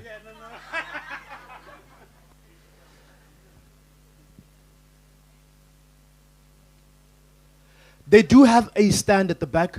For those of you who've got more questions, you'd like to find out more about the ESD that they provide, programs that they provide, opportunities that they have for you, goodies, booklets, please go and sign up so that you're part of the database. It's very important. When opportunities do come up, you don't want to be left behind. So please go to the back and please do sign up. All right. Are we still here? Hello, are we still here? Anginizwa, are we still here? Yes.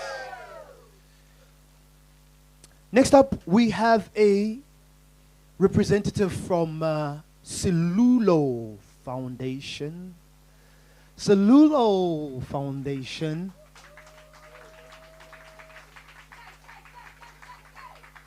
An incredible foundation that is ran by an incredible gentleman and entrepreneur called Luvuyo Rani. Leave Mona Lisa alone. Focus here. Hey, no, Mona Lisa. You're going to share now. So, Uput Luvuyo was a gentleman who presented at the Mbawula Chat last year, doing incredible work. Mr. Joshua, you also spoke about Sululo Foundation just now in your presentation. So many of you may just be asking, Sululo, what do they do? What are they about? You'll hear from Mona Lisa. For real? Oh, okay. So Mona Lisa is a South African enterprise development specialist, passionate about supporting the growth of small businesses and entrepreneurs. She has extensive experience in banking, credit analysis, and SMME development. She's the COO at the Sululo Foundation, where she contributes to programs that equip entrepreneurs with strategic guidance, access to opportunities, and the support required to build what we're all desiring for, sustainable businesses. Ladies and gentlemen, let's put our hands together for Mona Lisa as she comes onto stage from Sululo Foundation. Come on, we can do better than that. Gugulethu, let's show some love and energy for Mona Lisa. Welcome, and over to you. Thank you so much, Molweni, Abapati, the big bosses, entrepreneurs, and you all know, some of you that know me, that the love I have for small businesses, or I should call you big businesses, entrepreneurs that are doing big things in our economy, in our township, as introduced Mona Lisa. So every time they read that bio, I'm like, who's that lady? I don't know her, but she sounds great. But anyway, I'm here with my team. We are situated there at the back if you want to ask more questions. But we find that this is such a great initiative. The business workshop, eKasi business workshop, and that's where the magic happens. And we are so honored as well as a foundation to also be doing work in the township, where with our partnership, and thanks for inviting us to the tea, Bulelani and the team, we are going to be giving 3 of the top winners our 10-month program. So they'll be getting a full bursary of the program.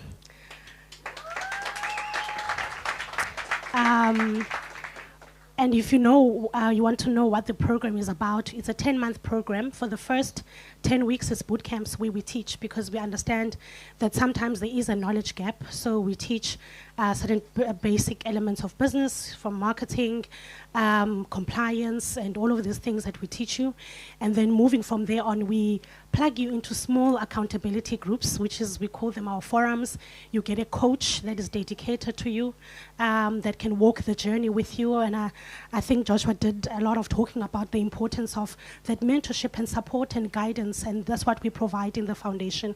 We also have a partnership with the University of Western Cape, where we plug students from the university into your business, and they actually help you to achieve some of these steps that you want to achieve, because we've got a model which is called the 80 steps, and we believe that you can take these steps in building a sustainable business. And those steps are, some of them are very simple, like a business name, a logo, but they go up, and you look at steps like building a sales system, putting in processes in place, because it's all about working and building your business, right, for it to be sustainable. One thing that I wanted to flex about is that we've got a great partnership and a funder, which is Astron Energy Development Fund. We are funded by them. So when we told them that we are coming here, they said, because they're great partners, we're coming along. So I'm sitting there at the back. I don't know if she's still there. Oh, there she is. They just said she's coming, but they're really great. And that's a great thing about partnerships that we have, even DDAT as well. It's partners that stay close to us as a foundation. They see the work that we do, but every time they always see an opportunity where they can add additional support. If it is funding, they'll plug it. If it is an access to markets, they'll plug it in, because they are actually close to the growth of each of these entrepreneurs that we are supporting. So since 2023, we've supported about 300 entrepreneurs, and some of them are in the room. Can the cellulions, what do you call yourselves? The Sulu family, yes. And all of them are doing amazing stuff, and it's so great for you to be here. It's all about building an ecosystem, and T is our partner. We're going to be walking this journey with them, and there is no competition in this place. It's all about collaboration and just making the space bigger. What does that song, make the circle bigger? Yes. But thank you so much for inviting us. Thank you, bye.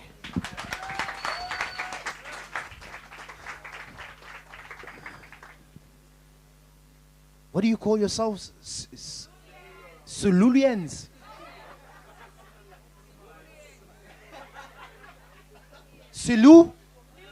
Sululians.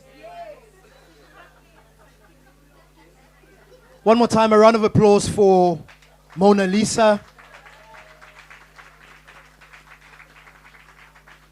Please, can you come back on stage? This is the photo moment. All right, before I introduce the next speaker, and I'm going to do so very quickly, I've got some really exciting news that I want to share with you. I know who the first place is. I know who the second. I know who. Would you like to find out?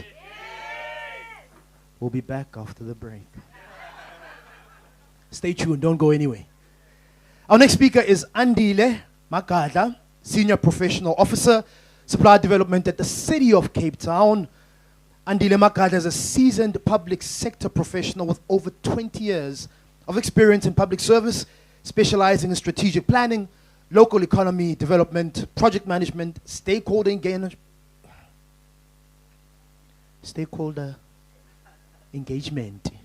I was supposed to say engagement, and supply development. Last but not least, he leads initiatives that support the growth and market access of micro, small, and medium enterprises, promoting inclusive economic development and entrepreneurship. It's a mouthful, but at the core is about you, empowering you, sharing with you on how you can have access to market, make more sales, and grow your business. Butomdala, please come onto stage. Thank you so much for joining us. Please let's put our hands together for Andile. Come on, let's go, Gugulethu. Fantastic, my brother. Thank you. That is your mic. All right. 1, 2, and 2. All right. Molweni, good morning. It's still morning, right? All right. Goeiemorgen. So I am Andile Makadla, but I thought before I get to my presentation, I had the honor last week of attending the Cape Town Business Summit, and I am going to quote the founder of Silulu Uluto, what he said in his talk on that day, particularly for SMMEs. That gentleman stood there for about a couple of minutes with over 300 people were in the audience, and he said, I quote, "When you run your business, shut down the noise and focus on the business. You may be experienced with challenges that are going to come in and out, but your main goal is to ensure that your business is able to start as also scale up." So, ladies and gentlemen, my name is Andile Makadla. I am from the city of Cape Town, from a unit called Enterprise and Supplier Development, but today I'm wearing a hat of a unit or a center which is the Business Hub. Business Hub is situated in Cape Town, next to Woolworths, the Woolworths Dash store. And we are basically open each and every day from Monday up until Friday. You are more than welcome to come in. It is a center that was really established for businesses to come in and engage with us and also to look for opportunities, not just only within the city, but and also within our ecosystem partners. So that is my presentation. So briefly, I just want to touch about who we are and what we do, and then I can get to the theme of today. So we've got your business help desk, which is a simply walking into a center and then you ask any question. You could be an aspiring entrepreneur, or you could be an existing entrepreneur. You are just looking for that market, or perhaps you are looking for a trading pay. It could be an informal, it could be a permit to get your business running. So we'll be able to assist you right there on the day. And also, on every Wednesday from 9 o'clock up until 12, We would assist you in terms of your registration to become a City of Cape Town vendor database, 9 up until 12. So we'll do that for you. You bring in all your documentations and we'll be able to get you on board. And thirdly, in terms of all right, okay, I see it's not showing, so I'll read from my phone. Also, in terms of, we also do your community activations. In Gugulethu, I've been here for about 4 or 5 times. What we do, we bring in all our ecosystem partners under one area. Nedbank has been our partner for a very long time also in these areas. I acknowledge that. And also the NYTAs, the DDADs, etc. So the idea about that is called community activations. The idea is to make sure that you bring in these services to the people instead of you traveling all the way to town and get the assistance that you require. So it is one of the biggest things that we also do. And we do have a mentorship program in-house that we do as the city, where if you are in any business and you are looking for somebody to take you into that next level in line of what you are doing, we'll be able to link you with that. And also we've got what is a Township Development Charges Fund. That's part of our ED program. What does that do? You are an owner and you've got which is what is happening in Googs, a big house or with a larger backyard, and you would like to build flats, right? I see Mama is nodding and I'm here for you. So you've got that and your title deed, your account is up to date in terms of your municipal rates, etc. And you would like to build at least 6 flats, right? You are most welcome to come into us at the Business Hub and we'll be able to assist. We've got what is called a Township Development Fund. So that fund is not money that comes into your pocket. It is money that in turn assists you in terms of your development cost charges. They include electricity, they include infrastructure, and also your water and sanitation. And then also, secondly, we also run in terms of access to market, like your training programs. I heard George also spoke about that a little bit earlier on, but I want to tie this up in terms of why it is important to increase your sales in attending these things.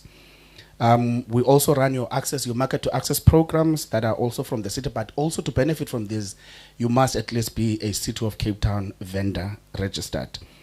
And then also, we also offer your business supplier networking sessions. These are happening each and every month. The idea behind that, it is to make sure that you grow your business. Not just only your focus should be on one place, right? You pick this up also as I go through my presentation. We also have what is called your ED and SD grant and loan funding. Say, for an example, you got an opportunity to tender, or perhaps in the city, and you were successful. I had that gentleman he's got a lot of contracts that he got. Say, in a case that he does not have money to actually fund that work, we are here for that because we've got a number of corporates that we work with. So we'll do that facilitation on your behalf as the business person. And then also, lastly, in terms of what we do, in terms of compliance, we are actually a BBBE compliant metro, a level 2 BBBE contributor in the city to date. And we're also in the process of doing your small workspaces businesses. So the idea behind this is to make sure that people don't go out and rent exorbitant amount for their offices. We're in the process, so I am definitely going to put in Tia as part of our stakeholders to consult, because I see there's quite a number of people in the database, so that we get the voices from the people as well. And also, we are in the process of reviewing our business support policy in terms of our service offerings, also to the entrepreneurs out there. And so let's move now. There we go. Perfect. So this is exactly what I was given. That is the theme for today. So when I got that theme, I did about 5 key deliverables in linking them up with what we do, so that it could be practical for anyone who's sitting here. So in terms of goal 1, I said we've got support programs available through City of Cape Town. The second one is leverage supplier development initiatives. I cannot emphasize this enough. I'm going to talk about it later. Key requirements in securing contracts, how access to markets programs support growth, and the last one, practical steps to become competitive as well as grow. Let's move. So there we go. I'm only going to touch at least 3 there. So What's currently happening, I spoke about the first one, right? We do, in terms of supporting programs available through City, we offer online programs, right? I'll tell you what's the benefit to all of this program. So one, you would attend like your how to do business with the city or government. So that program cuts across the ecosystem. It's not only focused on the city of Cape Town. So it will touch as well as what Astron would require for you to form part of their database. You see? So it's opening up possibilities, not only to focus on the city, but also to the other ecosystem partners. And also, one of the points that I raised there, to participate in supplier development and business growth programs aimed at improving your business readiness.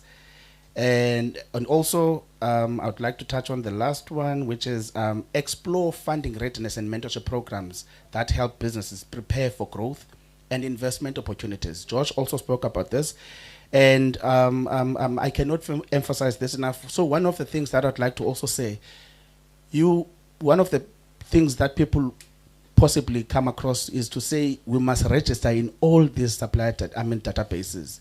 It is to the benefit of your business.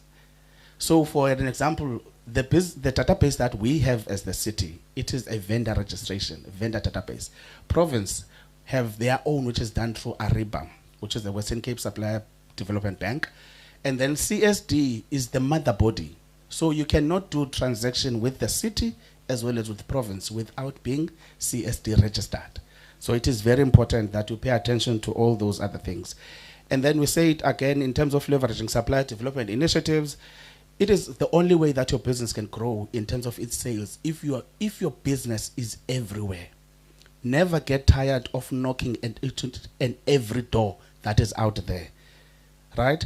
Attend these supplier information sessions as well as procurement workshops so that you get to understand what is happening on the other end. So at the hub, we would have like your supply networking sessions each and every Thursday. So what happens there, we've invited NetBank, we've invited Capitec, so because the idea is to make sure that people all compete amongst the same ecosystem and get the best value for their businesses as well, right? And also, I cannot emphasize this enough, please build relationships with your procurement managers. It is the best way. And also, okay, I spoke about that. And then let's look into, in terms of your key of securing contracts, it is to ensure that your business is legally registered and compliant. Obtain also your valid tax and maintain accurate financial records, because you cannot say you are financially ready to be invested your business into if your finances don't speak for itself. Avoid the thing of living from hand to mouth from your business. If you are running a business, you are running a professional entity. Money that comes into your business is merely for a business. Pay yourself from the business, the money that you make. Avoid things of saying, I'm running out of cash this month, so I'm going to take in from a little bit from that. And then I see MC is almost there. So in terms of the last one, I would like to also share how these market programs actually support growth. Increase your visibility. Never be too tired of attending seminars.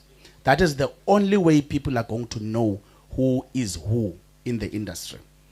Knock each and every door. For an example, there's a big organization which is your Smart Procurement World based in Johannesburg, Pretoria. Register in that database because they've got a pool of ESD partnership that's happening in and around. So that's how you are able to get your name out there.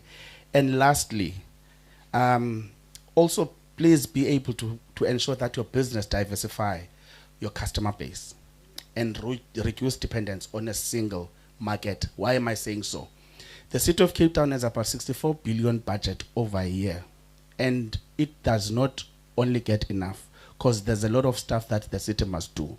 So instead of you focusing only on the RFQs that you win at city, DIDAT would have an opportunity for a caterer or perhaps somebody who has to supply and deliver. Look out into the ecosystem so that your name is out there. So ladies and gents, my name is Andile, and that's how you get hold of us, 021-417-4043. Email address is business.support@capetown.gov.za. Thank you. Thank you.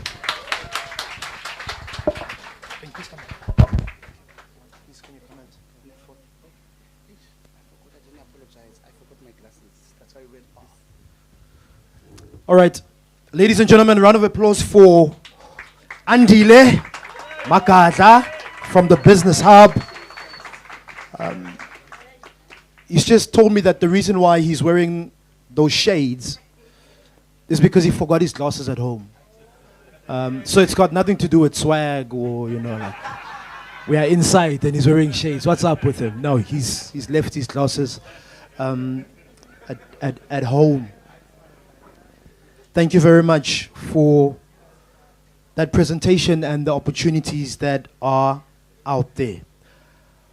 All right, so just to let you know what's going to happen now is we're going to have a presentation from an incredible entrepreneur, Young. A couple of days ago, he won a whopping 250,000 Rand. So I think we can do better than that.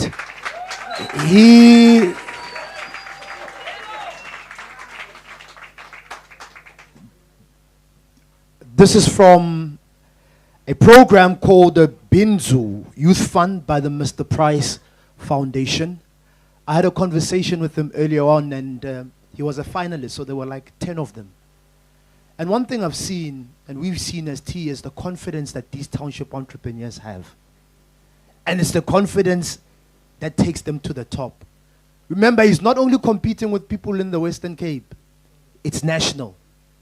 And then he comes out first runner-up, position number 2. So who is he? You may be asking yourself, what's his name? What does he do? Igama lakhe uKhaya, founder of AgriKey, eKasi Pitching Challenge winner in the year 2024. Listen to what this business does. And it's one of the things that we love. It's like, yeah, but Mauye Lokshi, and then you go to the township, the only businesses that they have is Chisanyama. And no, there are people who are running innovative, powerful businesses right here in the township. One of them is run by uKhaya, a dedicated and forward-thinking farmer based in Cape Town with a strong passion for sustainable agriculture, food security, and community development. He holds a master's degree in information technology, along with qualifications in financial information systems and information systems. He combines technical expertise with a lifelong interest in agriculture. So there's farming, but what does farming have to do with IT? What does IT have to do with farming? How do you combine those and then come up with a business? Okay, but now you're talking about food security. Security ngena Manjela. This is business. Right here in the Western Cape. Ladies and gentlemen, let's put our hands together and show some love for the one and only Kaya, for founder of AgriKey.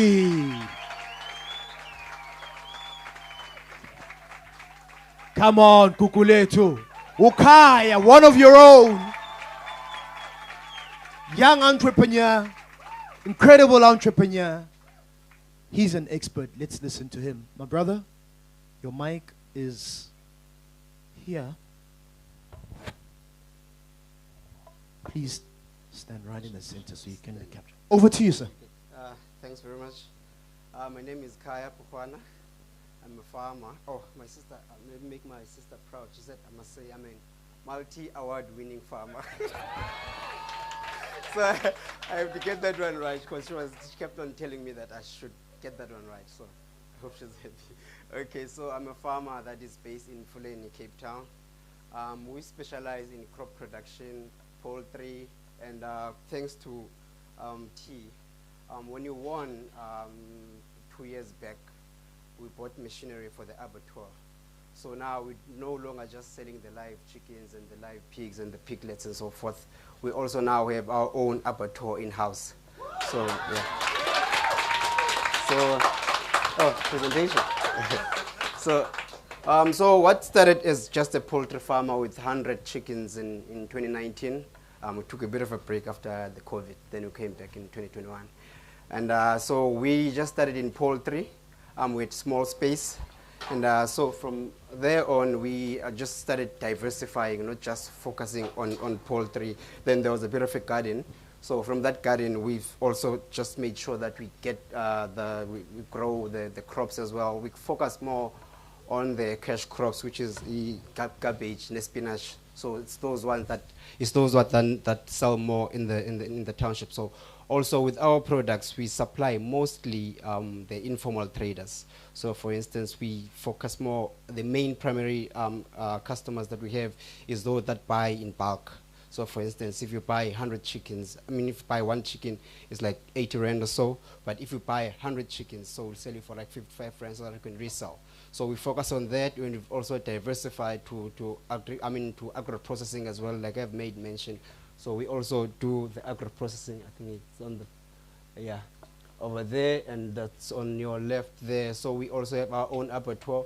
So that also, what that did for us is that we didn't just focus on selling to just locally, but also it enables us to diversify and also sell to butcheries, to people that have stands and so forth. So what that did for us is just, it also assisted us in getting more customers and building more customer base. And because land is an issue, we operate in a 4-hectare farm. So what we've done is that also we built the hydroponic structures. So we have vertical hydroponic structure that enable us to grow more vegetables in a very limited space. So that also assisted us and the guy that also I work with, he's very handy, he's a good handyman. So what we did is that when we did our first hydroponic structure, there was a lot of interest from the communities. So what we did from that also is we did one hydroponic structure, then we did it in one school. So there was a lot of interest in 4 other schools. So we have like 5 schools where we've built hydroponic structures. We also like teach agriculture in like to students. And I got my first, because we have a working relationship with Woolworths. So I got my first sort of, not contract, but my first relationship to train. So I was conducting training in Woolworths stores, which is great. And when I went there, because one thing I would also to touch on how you grow the branding is that make sure if you're doing something, you create that footprint. So what we did is that I went there with my mom and said, take pictures of me every time. Don't do it. Don't try and succeed in silence and like when some things that you do. So it's important to build the brand, and then people do business with people that they trust or they like. So make sure that you build that footprint. You have your social media page. Everything that you do, you put it up there so that you can be easily traceable. And so that's what we've also done. Ever since we've started, everything that we do, we just put it in the social media, and just so that when someone is trying to do business with you, they might do a research on you just to check your credibility. So me, when I'm walking there, you wouldn't think that's a farmer. So I know that for sure. So I know that if I say, by the way, please follow me on agri-key farming in social media. so I was saying that, so it's important that you build that profile. You ensure you have a good profile, everything that you do. On what we were in, Grootman was touching base on in the Mr. Price Foundation prize. What happened is that one of the directors, while we were like pitching and so forth, he followed me on LinkedIn. Then he started liking all things that we've done. This is incredible. So it's good to build that footprint, and it's important to also ensure that you have a sort of a professional pictures, and you have your logo and so forth. So that also assists in terms of doing that. Touching base on the innovation, like we've made mention, it's important to be innovative and just find a way into which there's 100 other people that are doing what you're doing. Find a way that you can create value, and so that also assists you in terms of getting the customers. So our customers, what we do on our side is that most of our customers are street vendors and bulk buyers. So if I sell you chickens, I also have vegetables. So what I would normally do is that those people that we supply with chicken and eggs, they sell by the streets and so forth. So what we would also do is that we not only focusing on that, we say, we also actually, Mama, we also have like spinach. We'll give you 10 for free, see if it sells. So what happens is that from there on, they say, oh, actually people like the spinach. They say it's big and this and that. Then we start selling then to them as well. So we build that kind of relationship as well, so which is good. And in terms of giving back to the community as well, we also built the hydroponic structures to schools just to inculcate food production to students and to just teach them on how they can grow their own their own backyard garden. As you've seen, the food prices are a bit crazy right now. So it's good that you have your own small garden. So with that in mind as well, so we also in the farm have our own nursery. So what we'll do is that we will help them build their own gardens. We also sell seedlings. So you see, so we try to find a way that we show you how to do it, then we supply you with other things, and we also have our own organic compost that we get from the farm that we also sell with that. So as much as we help, so we also have like that kind of a relationship. So an advice that I would give to other entrepreneurs and the youth, unfortunately, I'm no longer youth now. I'll just say, even if you're operating in a small corner of your own, just make sure you run your business professionally. Just make sure most of us, all of us have a Facebook. Open a Facebook page for your business, so that anyone that you come across, you might be in different rooms. Once you get into different rooms, they want to know about you. They will research you. So as soon as they get you, if you're saying, I have this butchery in so-and-so, when I search it, the last time we posted was in 2024. So create that footprint, create a good relationship with the customers, professionalize your business, no matter how small it is. So that just like the story that he's made mention about being in the different rooms and what we've done. So I was in Durban this week in the award ceremony. So they were just having the Mr. Price Foundation was just mentioning now on their social media that out of 1,992, 1,692 applications, so they had top 20 each province, which is like 180. Then from that, then there was top 3 each province. So I was part of that 3 that was representing Western Cape. So from there on, then there was a top 27. Then from the top 27, they picked a top 10. I made it slightly. Then from there on, I got a number 2. So operating, thanks. So operating a very limited space, but we take ourselves seriously. We make sure we professionalize what we do. You ensure that you'll go to different rooms, but you stand tall there. You go there with confidence. We have a small chisanya, we go there with confidence, so that you know that when they say what you do, I'm a farmer.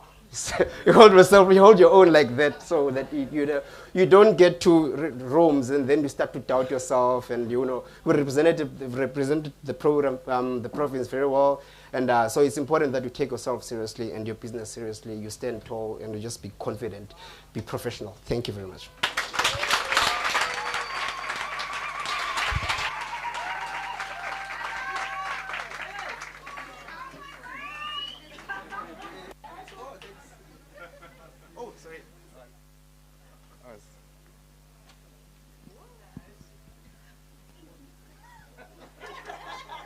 What?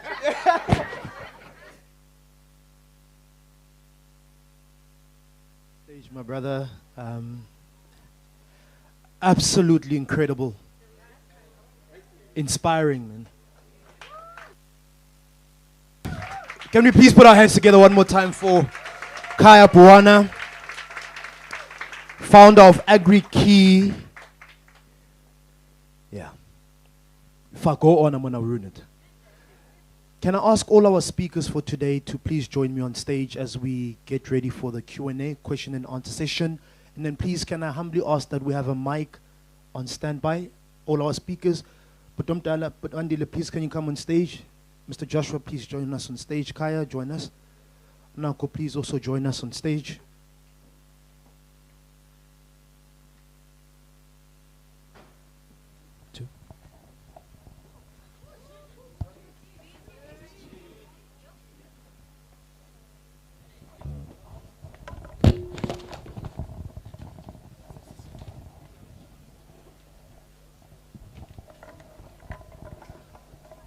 All right, while the team is fixing the TV and getting ready, to our online audience, please do share with us what has been your takeaways from today's session with a focus on how to increase your sales? How are you increasing your sales?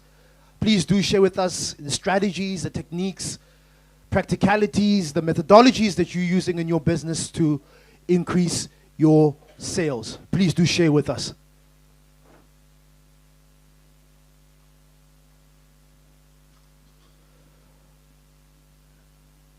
So, very, very important that you've got your questions with you. Andile, my brother, is with us. Mr. Joshua is here. Kaya is behind me. Onika is on my left, right? Left. All right.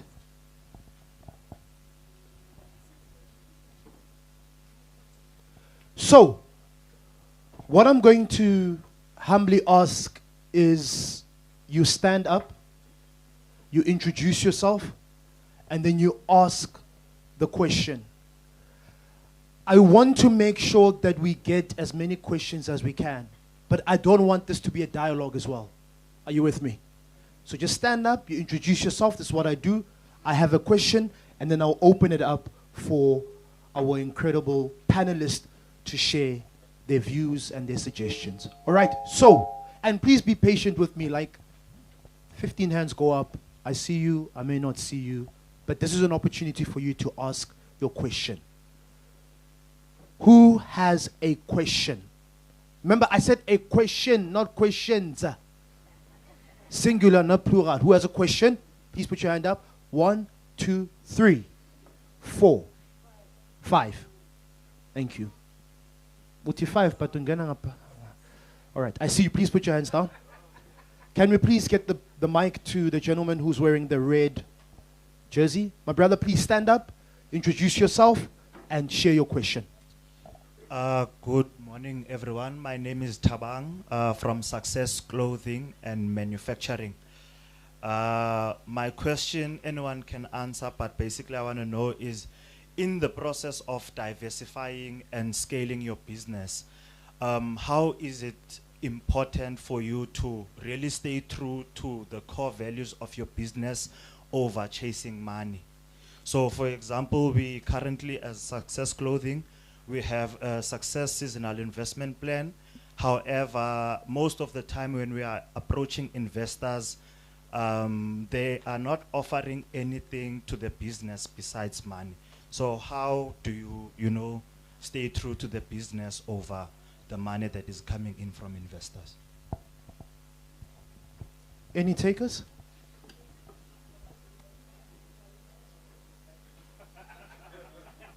Oh, you're moving.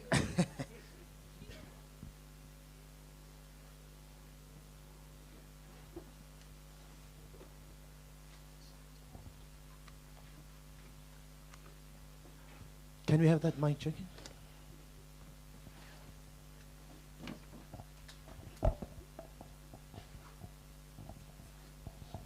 All right. So, Butabang, I don't know if I must stand up. Yes. So, I think my take on your question, basically. Number one, it is important, and I'll also make an example of somebody that is here today. I take note that you must remain true to who you are in terms of your business, which is important. Diversifying does not necessarily mean that you are stepping away from who you are and what you stand for as an entity. It simply means that you've seen a possibility of a niche market that opened, and then you are following that route. It does not mean that you have now moved. For instance, look at Kaya. When he started, I think a couple of years ago, Kaya joined, I think started from Youth Start when he won that competition at City. I was sitting as a panelist there.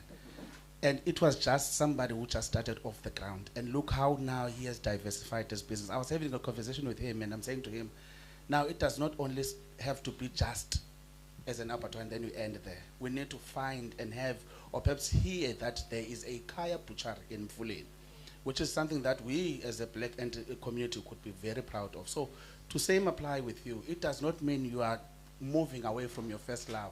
It simply means there's an opportunity that opened for you elsewhere and you would like to tap into that. Second example, look at Selulu Uputluvuy when he started. it was simply about PCs, computers at the back behind of his Kosa Light. And to date, he's running a foundation. The business is still it's still Silulo owned by, but there's also a management now. So think about it along those lines. As you grow and look for potential of diversifying your business, how do you employ other people who are going to still keep the same vision that you've had without losing anything about it? So I guess that's it.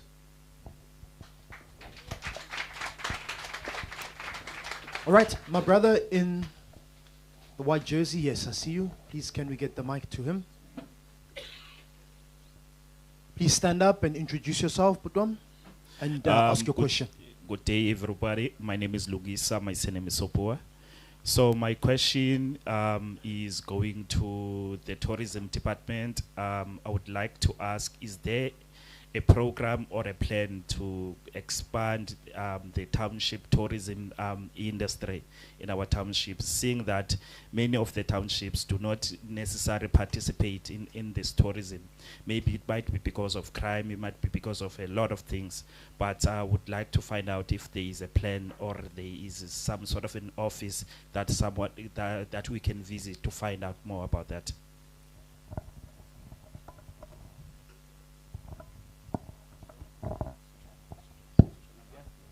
Yeah, so there is a tourism department. I mean, I can maybe liaise with you afterwards. So there's a director for tourism that's responsible for tourism in the Western Cape. But obviously, township tourism would become a key component in terms of that discussion. But we can definitely share the information in terms of specifically what they're looking at in terms of township tourism. I know they got a lot of stuff around the tour guide operators as well, the type of support that they offer. But we can definitely exchange information around the appropriate person in our department to give you more better and suited information around township tourism and what the associated plans are. But we can definitely connect after this. Fantastic. The smile on his face says it all. Yeah. All right. There's a question. There was a question on my right-hand side. Yes. Yes. Please, can you give to one of our finalists? Thank you. Hi everyone, my name is Mbawula Chat from Fingo Trading. My question will go to Uputi Andile. I want to know more about the Township Development Fund. Can you elaborate on that? Thank you. Okay. Okay, sure, Sis Mbawula. It's a Township Development Fund. So let us say you own a house. I think you said you are staying in Mitchell's Plain, definitely. So it's one of the areas that have also been identified. You've got enough space at the back of your house that you own that you can potentially build at least a minimum of 6 rental flats. So what we do as the municipality, you would do your normal in terms of your building plans, etc., and then you come to apply from us as the city. What we then do as the city, we would fund your developmental charges. What do they include? They include to ensure that there is running water, the infrastructure is well secured, electricity, etc. So this would possibly from a minimum of 10 to 100% if you are a pensioner. But if you are not, you can score at least from at least 10% up until 90%. But for pensioners, it's guaranteed 100%. But if you would like to also get more information about it, I'm here. All right. Before we move on to the next question, Kaya, I have a question for you. Now, when you're invited to come and speak, it looks easy. You end up saying, even me, I can do that. We're speaking about how to increase your sales. And when you sell, you have to go out and interact with people. And for some people, it's very uncomfortable. You don't want to do it. And then you face rejection, which is something that I know you faced. What is your advice to entrepreneurs in the room who are dealing with rejection and are struggling to get back up again? Thanks for that question. I would say you shouldn't get, when you get rejected as an entrepreneur, it ends up being a norm, because all you're doing is you're trying to sell to one person, but if they're not selling, you go to the next one, and you try and not get phased by the fact that someone didn't buy. Maybe they will buy next time. So it's important that you keep on, all you need to do as a business, you're selling, you sell. And build, as soon as you also sell, you also ensure that you bring them value. So for instance, what we've done before in terms of our customers, where our bulk buyers. So initially, what we were doing is that we were offering free delivery. If you are like 5 kilometer radius, so free delivery, but if you buy more than 50 chickens. So what we would normally do then when we deliver, we would get to deliver to different people, but maybe the next one is not buying. Maybe we deliver to one, then the other one is not buying. But when they see that there's value, or there's free delivery, or you are consistent in terms of your value that you bring, then they will buy even though they rejected before. So anyone that rejects you now, or it's not even a rejection, it's just maybe they don't have interest now, but they will have in future, take them as future customers. Those that are not your customers now are future customers. You just keep on bringing value. Thank you. Sure. Entrepreneurs don't want to go to the bank. Because every time we go to the bank, we know. They want to keep telling us about credit scores and credit records that we don't know what they're talking about. Financials.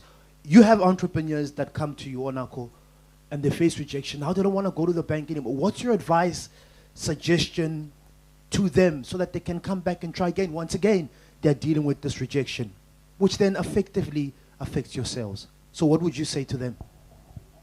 Okay. Firstly, I like the points that he alluded to, that facing rejection doesn't mean that you stop there.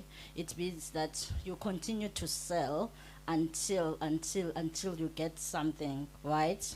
So one of the things that I've noticed in our communities when it comes to banking is that they do not understand the role of banks and how banks can assist them in empowering their businesses, right?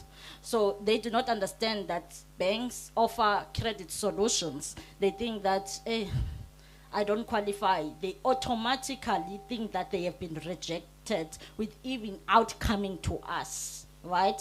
So meaning that, as per your questions, that I would say that do not be scared to come and inquire. What is it that is necessary for the bank to assist me? Starting from opening a business account, how is it of value to me? What is NetBank going to assist me with? For example, we mentioned the case of a startup bank which is free for 2 years. How will it assist me? And how will the bank assist me in terms of me wanting funding or a credit solution?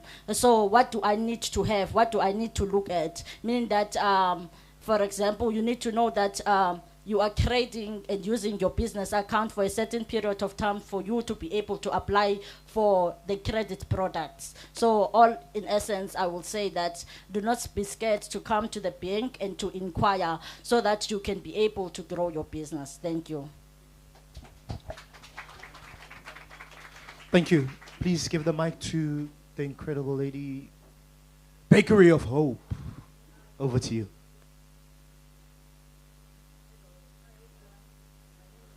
Your mic is not on. Please, can we assist her with the mic?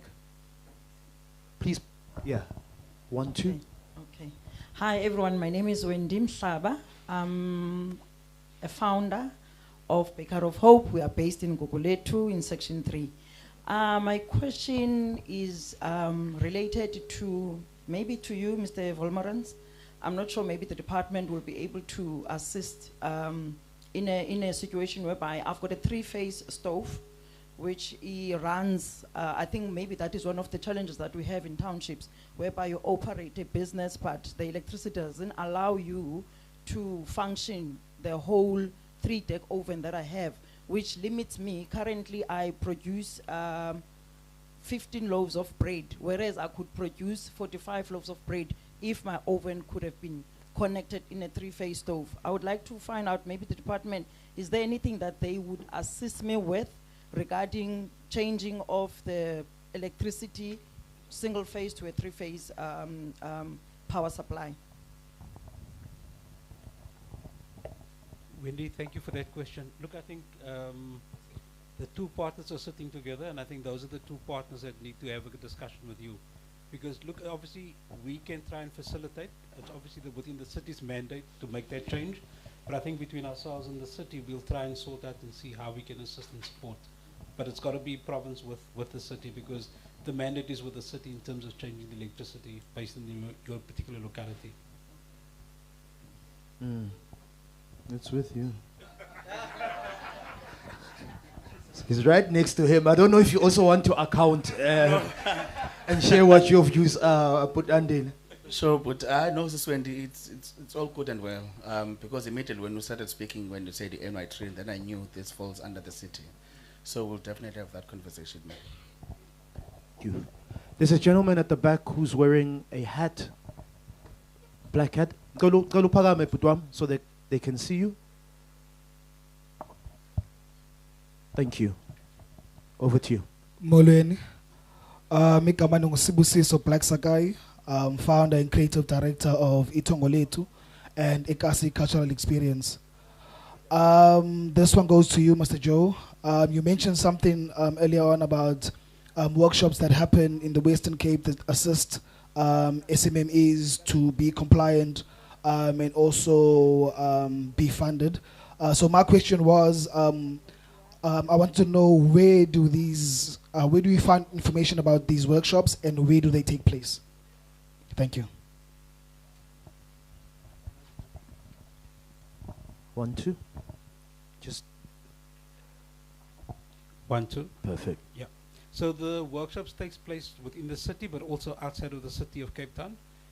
We can maybe also Andile play a tag team, because the city also offers what they call supply development sessions, which assist you in terms of from a compliance point of view. So our session, depending on what the nature of your compliance issues are, whether it's, for example, SARS, CIPC, depending on the industry, you may need industry-specific compliance issues, and that's a conversation that we can have between, because the province offers it, but the city also offers supply development sessions, and largely focused, obviously, in the city of Cape Town. So, and I mean, these sessions happens once a month. Ours is a lot dependent on the municipality that we engage with, or with some of our partners that we engage with. So we've got not just in the city of Cape Town, but a lot of our emphasis is on outside of Cape Town in terms of providing the support to those businesses. But if it's in the city, between ourselves and the city, we can try and facilitate that information through to you. All right. Happy, my brother? We have got this gentleman. Let's start with the lady dressed in the blue, this last one.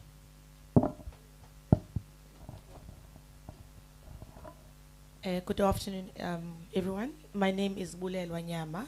I am coming with 2 hats. I am the owner of Tiger's Car Wash, also 240424 General Trading, which is one of the scholar transports in Langa.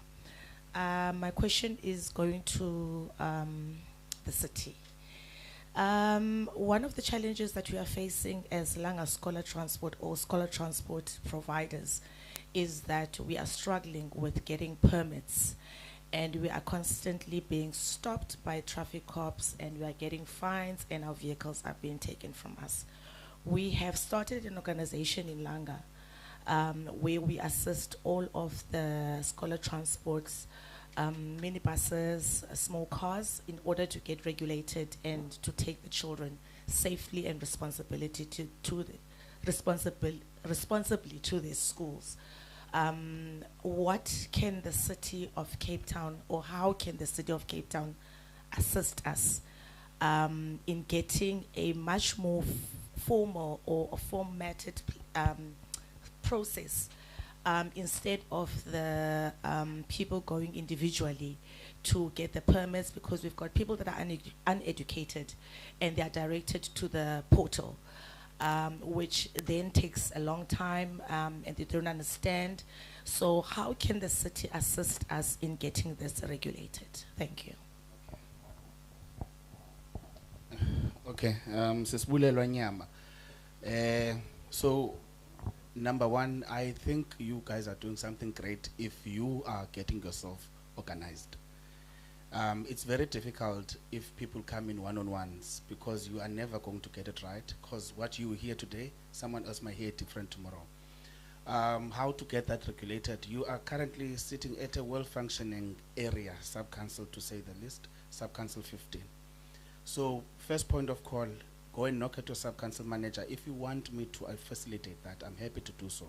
have that conversation with you so that people in the vicinity are fully aware of the organization that's coming up. Because as any organization, it's easier to speak to a collective than to speak to individuals. So I'll definitely give you that. Secondly, you are saying permits, blah, blah, blah, you get stopped, and yes, it happens, I know. But I guess also, again, if you guys are coming in as that group, you could potentially be assisted as a group instead of individuals. Thirdly, we've now have the Department of Public Trading, which is slightly has moved from economic growth. So it could get things much more easier than it was in the past. So I'm happy to engage further with you, ma'am. Thanks. All right, thank you. We've come to the end of our question and answer session because of time.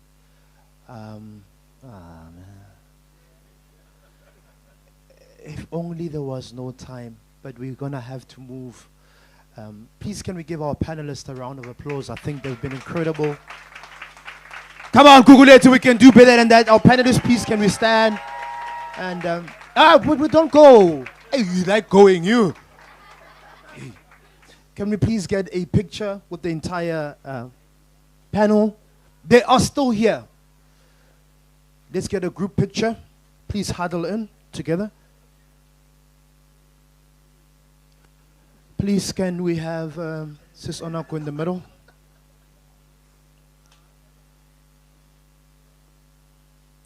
Can you a bit closer? Camilla. One more time, a round of applause for our panelists. Thank you so much.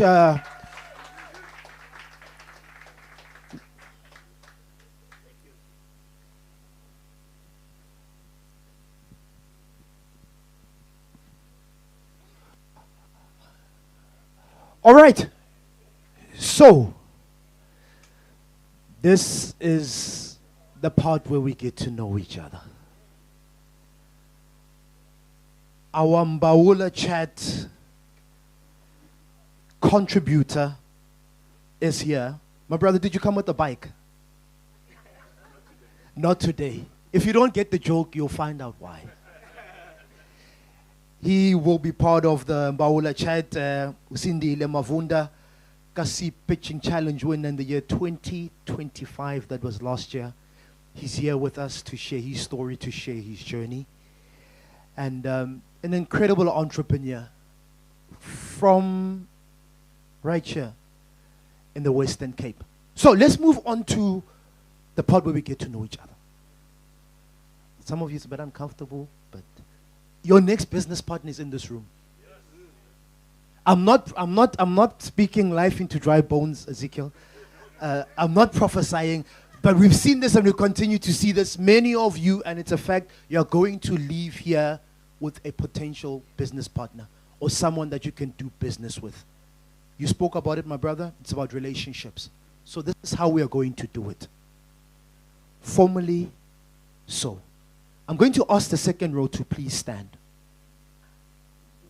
If you're part of the second row, please stand. Everyone, please stand. Second row. So what happens at the second row? Don't look serious. One serious. The second row is the third row, please, can you stand? So what happens now is that the second row turns around and you are going to network with the row that you're facing, the individual that you're facing, right? Okay, please do not move your chairs. Please do not move your chairs. So you'll network this way, you'll network that way. And I know some of us, we like me, we can't stop talking. And the other person is looking, going, yeah, and then when is my turn? So introduce yourself, 30 seconds. 30 seconds, just share, have a conversation. Get to know each other. Please don't move the chairs. No, don't start. Oh, second row, third row, no. Please, can the fourth row stand? Please, can we stand? Fifth row, please stand. Fourth row, please turn around. And you'll network with the fifth row. Whoa. I'm going to count you down. Please, can you stand? Gentlemen. And you'll network with, you can network with this person. Please, can you stand as well? Can you come a bit closer to, bit closer. But don't move the chairs. Please, can you stand as well? You'll network. If you're at the back, ladies and gentlemen, so we can add where the spaces are. Please, can you stand? You will network with this. I don't want to see you not looking at someone and looking lost. Please, can you come? Straight in the eyes. Eye contact is important. Yeah, you're not making sales because you keep looking the other way. We can't trust you. Please come, my sister. I'm going to count you down. Please, can you come? Make sure that you are looking at someone. Do you have someone to network with? You're going to... Please network. Okay, whoa. Hey, second row and the third row, man. Hey. Ladies and gentlemen, this is the part where we get to network. Have a conversation. You don't always have to sell. Just get to know the individual and what they do. Gugulethu, Township entrepreneurs, let's network. Let's get to know each other. Let's go.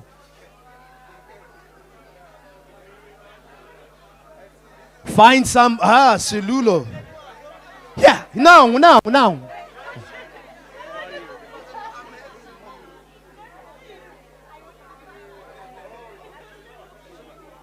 Find someone, my brother. Find someone. Don't be standing alone. We're getting to know each other. Let's network. If you don't know what to say, pitch your business. Use those 4 questions.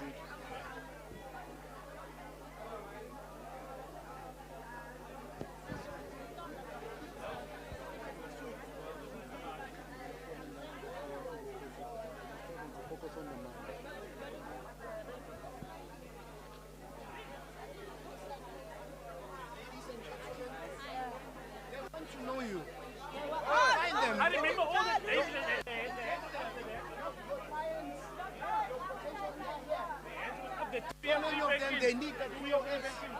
They need that.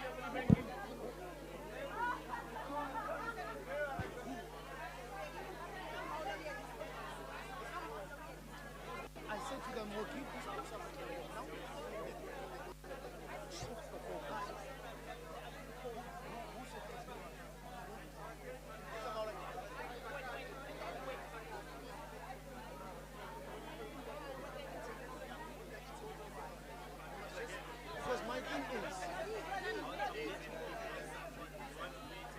We agreed in the meeting that the books get given out at the end, because now it's not like a strike. At the end.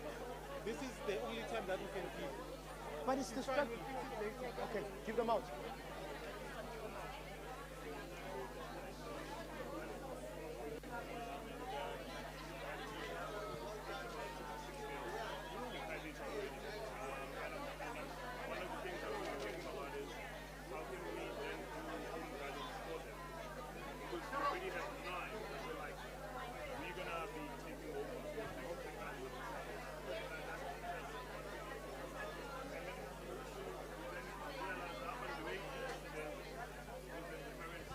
Let's continue networking.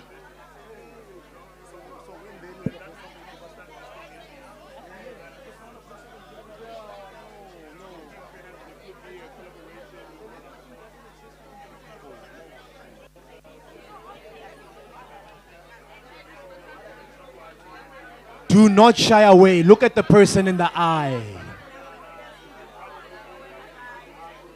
Get to know each other. Let's get to know each other. Gugulethu, Kaelisha, Ilanga. Let's get to know each other. Do not be standing alone, my brother. Get up.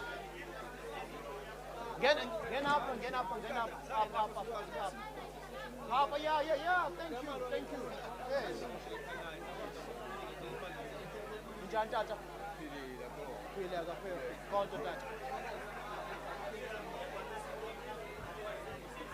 Once you're done, network with the other person.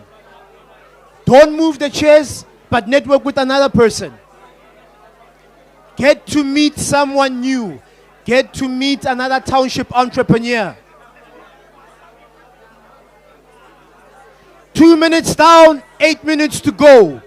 Meet another entrepreneur. Meet someone new. Let's network. Let's network. Let's network. Let's get to know each other.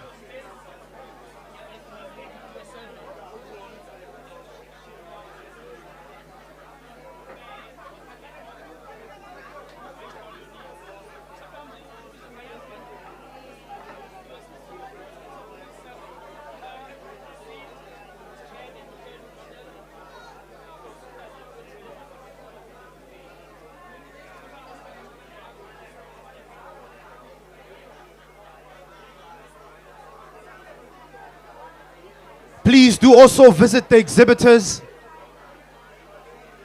This is also an opportunity for you to see the exhibitors.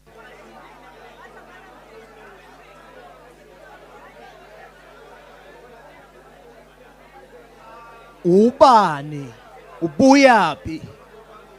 Pro barber at the back. Gentlemen getting a haircut, much needed haircut. You could do with a haircut.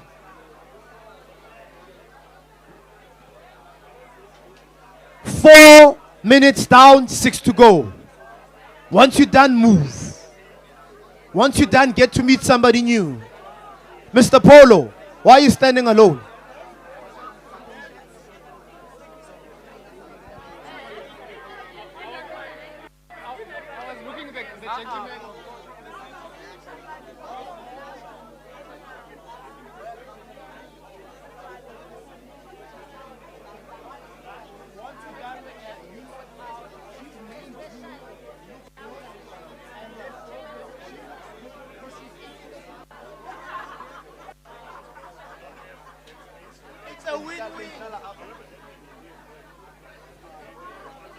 Three minutes down, 7 minutes to go.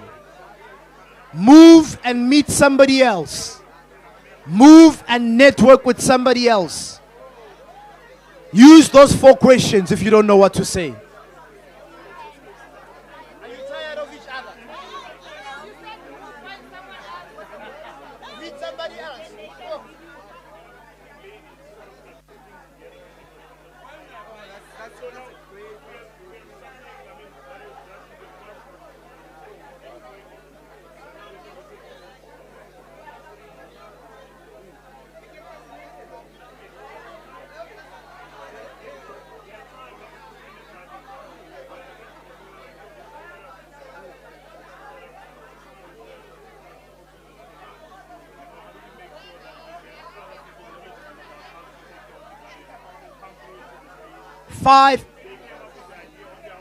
Five minutes down, 5 to go. This is also your opportunity to see the exhibitors. Tata, please visit the exhibitors. Let's see what they have on offer. Take a picture, tag them on social media. Let's show love to our exhibitors. Let's show love to our exhibitors.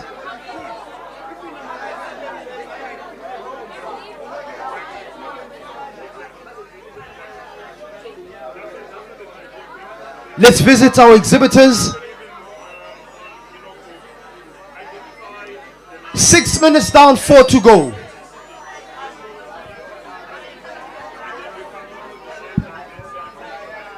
Six minutes down, 4 to go.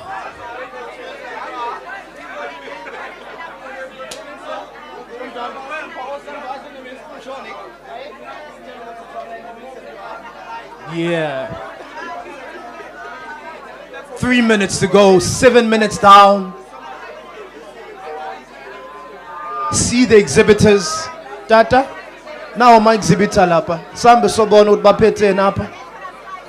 Let's show love to our exhibitors. Netbank is still in the building.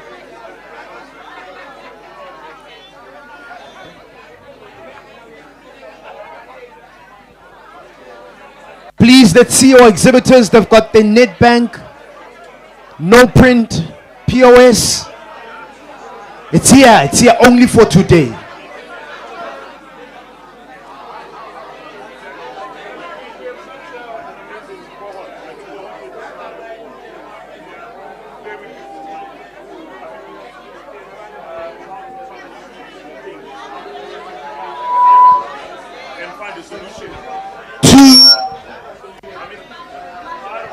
2 more minutes.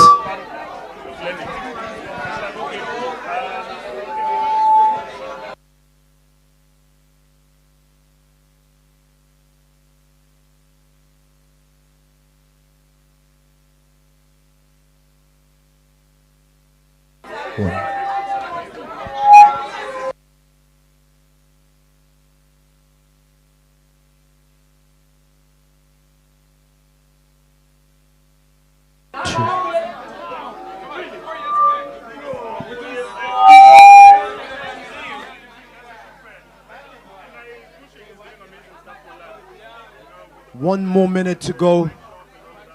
1 more minute to go.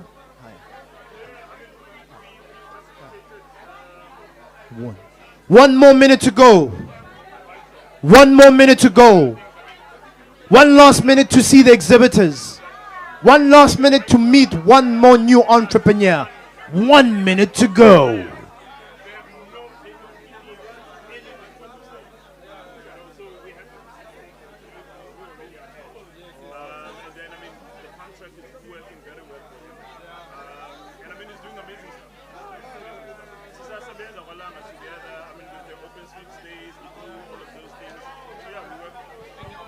Thirty more seconds to go. 30 more seconds to go. Hi, how are you? Good to see you again. Do you remember me from the Kailicha one when I was with Mr. Hani? Yes, I remember. Yes. You were the lady that was with the taking notes. Yes. I remember. Yeah, I'm good. How are you? Are you enjoying it? Yeah. I was sitting there for the...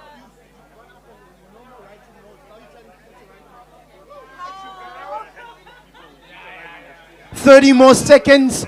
30 more seconds. 30 more seconds.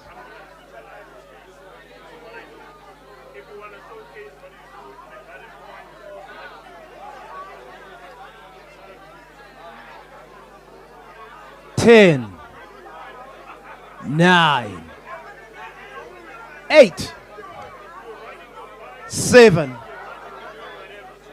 6,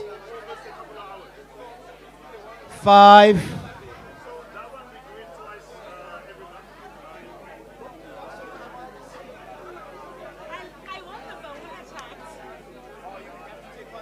No, not necessarily, but I want proximity. No, you can have a seat. Feel free. All right, ladies and gentlemen, please can we all sit down? We shall continue networking after the workshop. Please can we all sit down?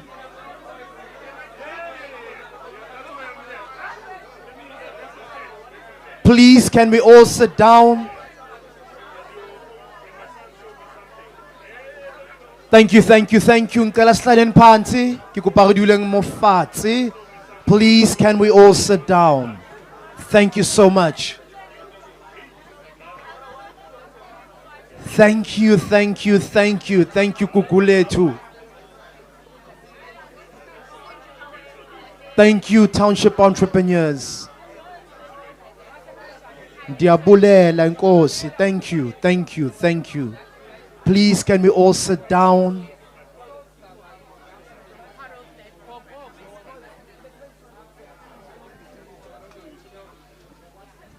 Thank you so much.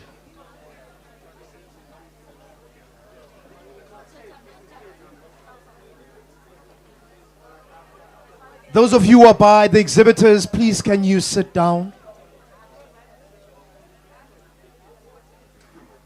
All right, let me see by show of hands, ladies and gentlemen, how many of you met more than one person?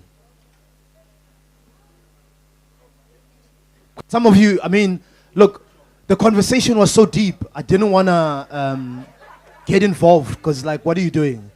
You know? All right, hands down.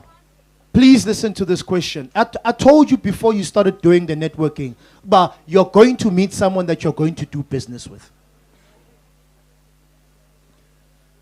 And one of the ways to increase your sales is by leveraging your relationships. It's who you know. It's who knows you. Are you with me? Because it's like, no, I'm looking for someone to do 1, 2, 3, 4. Oh, let me call this person. Let me quickly get on a call and call them. Right? So you have to be intentional about building relationships. So by a show of hands, who of you met someone today, right here at Gugulethu, in this networking session, that you know for sure you're going to do business with them? Hands. You know, the level at which you put your hand is an indication of the confidence of whether you're going to work together or not. Because you're like, yeah, I met you, put one part when I'm sure, yeah, say. Let me see the hands up again. You are saying T, Netbank, Raichen Gugulethu, in the last 15 minutes, Nhlangano no Muntu who's an entrepreneur. And I know for sure, yes, it was short, it's cut, but we're going to do business together. This I know for sure. Okay, hands down. Hands up one more time.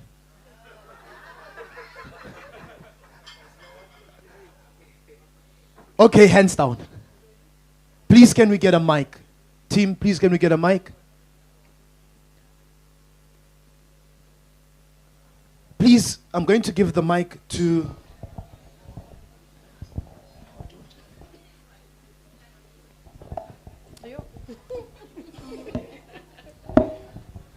Good afternoon, my sister. Afternoon, sir. So, you put up your hand. You said that you met someone. Can we fix the sound, please, guys? You met someone that you're going to do business with for sure. So I'm going to ask you, introduce yourself, what your business does, who did you meet, and what business are you going to do together? My name is Sina Zoyanda. I'm from Philippines. Please put the mic a little bit closer. My name is Sina Zoyanda. Thank you. A CEO and a founder of Yanda eKasi Cleaning Company. Since we are a manufacturing company and supplying, so I met City who is a CEO of a salon in Langa. Yeah? So she also want to manufacture and supply the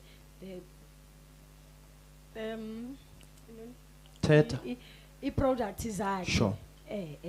So usiza wami indlela eyi-1 because nami ndiyi-supplier and ndiya-manufacture, so naye uzokwenza the same thing because ufuna ukuzenzela ezakhe abe ne-brand yakhe. Sure. So sisonke. Thank God.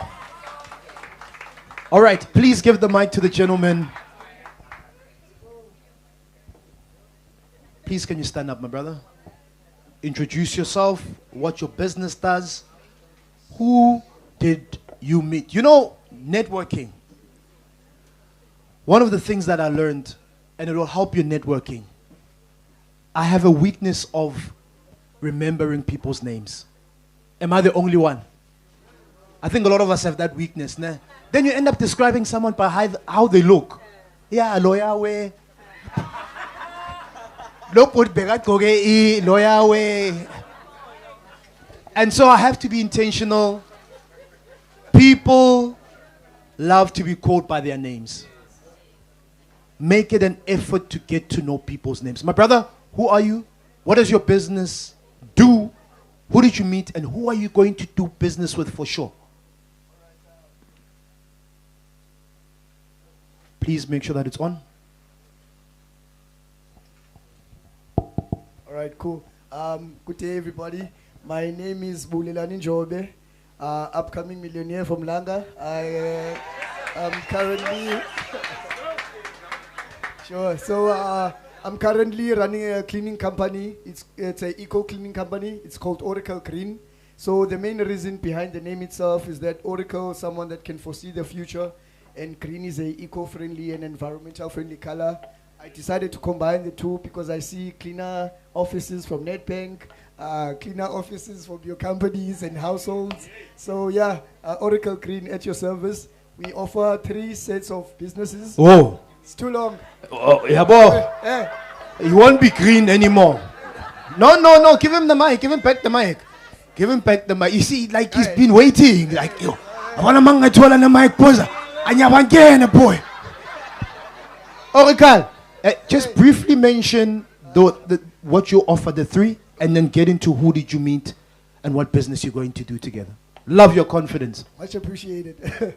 Okay, so I offer 3 sets of services. One being upholstery cleaning. So that's everything from your office carpets, chairs, mattresses, couches.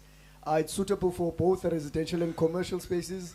We also offer high pressure cleaning to give your houses and your companies a facelift, to remove mold and fungus from your roof. Last but not least, we offer painting, but not your modern day painting. We use LSS sprays, and stuff like that. But I met up, I'm bad with names as well. But I'll catch up to that.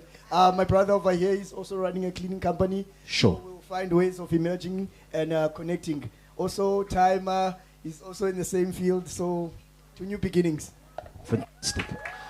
Thank you, my brother. Oracle Green. My brother with the shades, you did say that you met someone. Please, can you give him the mic? Afternoon, everyone. Before you start, networking, advice, strategy. You met someone today, you're going to do business with them for sure. Please don't send them a message after 6 months and be like, do you remember me? I was the lady dressed in red. Are you with me? So part of networking is about speed. You don't have to continue the conversation the whole night. I mean, it's a weekend. People want to relax as well, right? Hi, I am. We met at the tea workshop. It was lovely to meet you. We'll have a chat on Monday morning. Have a great weekend. Lovely. Are we together? My brother? Hi, everyone. I'm Mala from Kailisha. I met Ms. Bulela and Mr. Wendy here. That she's doing the car wash and also transporting, and this gentleman is doing the cleaning services. And I'm also planning actually to do the, blissful rentals, which is rentals, everything from the chairs to beach and everything. So I think we can work together as a team going forward, and also just doing the, selling gloves and bunnies for the school children, since she's transporting school children to the, so maybe I can work together with her so we can assist each other along the way. Fantastic. Yeah. Wow. Thank you. Thank you. While you're still here, also get each other's handles. Who are you on social media? Where do I follow you? How do I get more information? Right? Tag each other. Because that's how then you start building a community, right, on social media. I'll take the last one on my right-hand side. You met someone that you're going to do business with.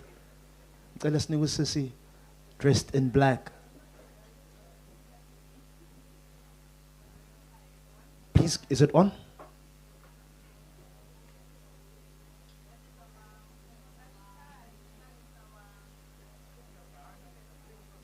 Oh. 1, 2. Can we? Yeah, it's on. Is it on? It's on. 1, 2. I don't know why I'm saying 1, 2 as if it's gonna.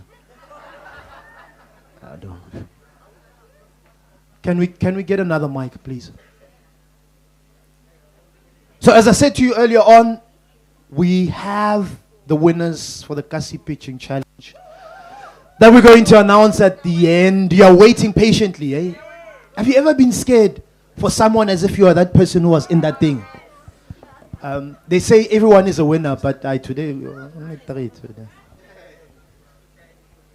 Is the mic? Can we, mic, please? Never stop networking. Never stop networking. Never stop making it an intention to meet someone new. Even if you don't do business with them now, maybe later on, you might do business together. Right? And don't delete their numbers. You might need them one day. Afternoon, everyone. Fantastic. My name is Tabisa Jonase. I'm from Gugulethu. I was invited by a friend here, and I'm grateful for that. So I've met Abantu just with the time that I've been here, and then I'm gonna say their names now. Ikamangu Mama Uyenza catering services. Yes. So I'm a beauty therapist by profession. Name of the company is Luombi, Lutabu Mama Nintombi. So women from the past, present, into the future, we are from the same cloth. So Umama, I'm running a spa, so I do healing services as well. So she had that before, but she had cancelled and then started another business. Now going together, she's gonna start over by seeing me now. She wants to regroup and revisit that route again. And then Datibana no Poti or Wenza tombstones, Ukali tombstones, also NY112. So now again, because he's doing it engravings, and part of it is that he must use the internet, integrate his business. So I'm also that as a community engagement specialist, so that is part of my other hat. So with that being said, again, we are collaborating moving forward. And then Nature Miss Amapekam as well.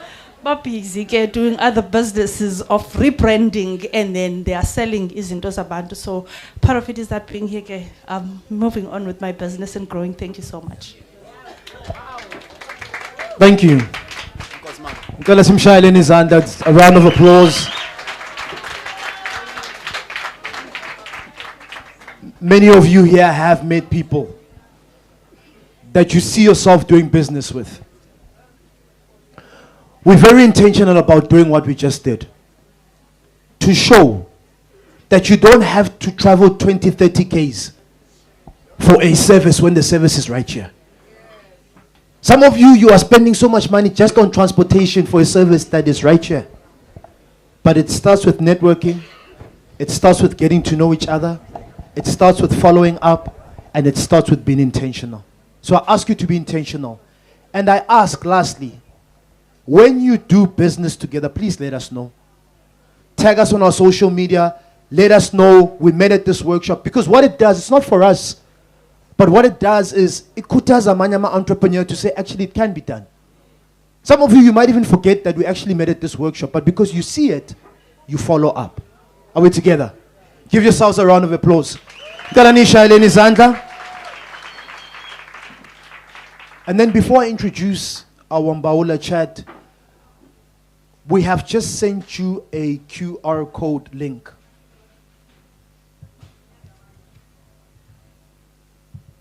We will send you.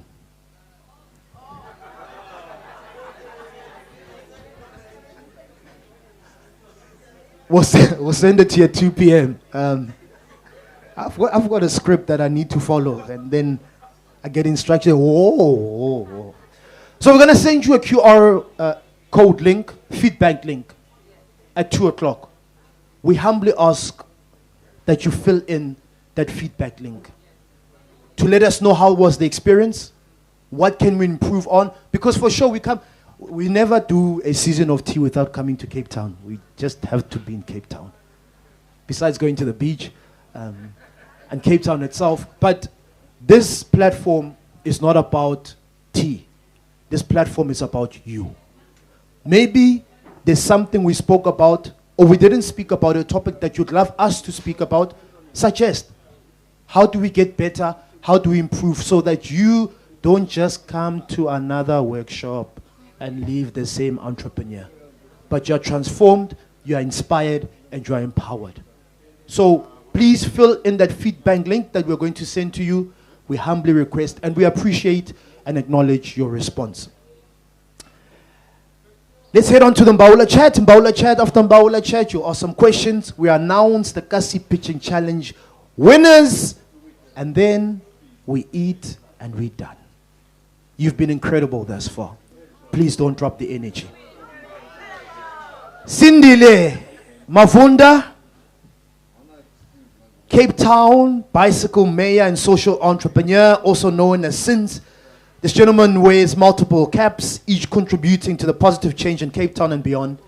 As the chief bicycle officer, talk about branding and positioning. There's the chief executive officer, but because he rides the bicycle, he's a chief bicycle officer. So if you are on the taxi industry and you are driving the taxi, then you become a chief taxi officer. Put yourself in there. Incredible gentlemen. Rook Cycles. What is Rook Cycles? A proudly Cape Town-born cycle manufacturing brand. He combines passion with purpose, and Rook Cycles collaborates with partner stores across South Africa, promoting cycling as a lifestyle choice and sustainable mode of transport. I really want to be The petrol price is so high. Many of us could do with a bicycle. I know you ain't fit, but you need a bicycle. My brother, thank you so much for joining us for the Mbawula Chat. Sindile Mavunda, please join us on stage. Ladies and gentlemen, let's put our hands together for Usindile. Thank you so much, my brother. And this Mbawula Chat will be facilitated by Bulelani Balabala.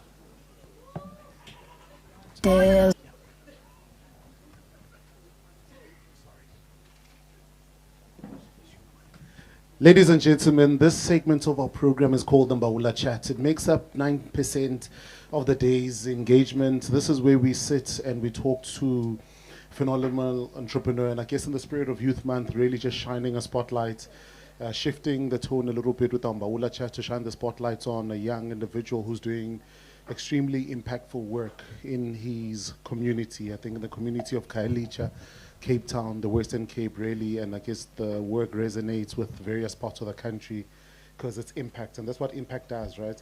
I guess in the advent of technology as well as democratize access to amazing people that do amazing things. So I think for me, and to give you flow, what we're going to do is that a couple of minutes, I'll ask a few questions, probably about 15 minutes, I'll ask a few questions, then we'll open up to the floor, so that you can then also then ask whatever questions that you'd love to ask, that you have in your heart, or any compliments that you have having experienced their work. Maybe you got onto their bicycles, maybe you're part of the academy, or other impactful stuff. You know, let's really just huddle into that conversation. As if we didn't even introduce you or read your bio or post about you, or no one in this room knows you. Maybe if you can introduce yourself. Ungubani wapi? No, enkosi kakhulu bhuti. Molweni bethu nana. Enkosi kakhulu ngoba lapha. You all look amazing. And it's such a pleasure to be here. Thank you so much, Bulelani.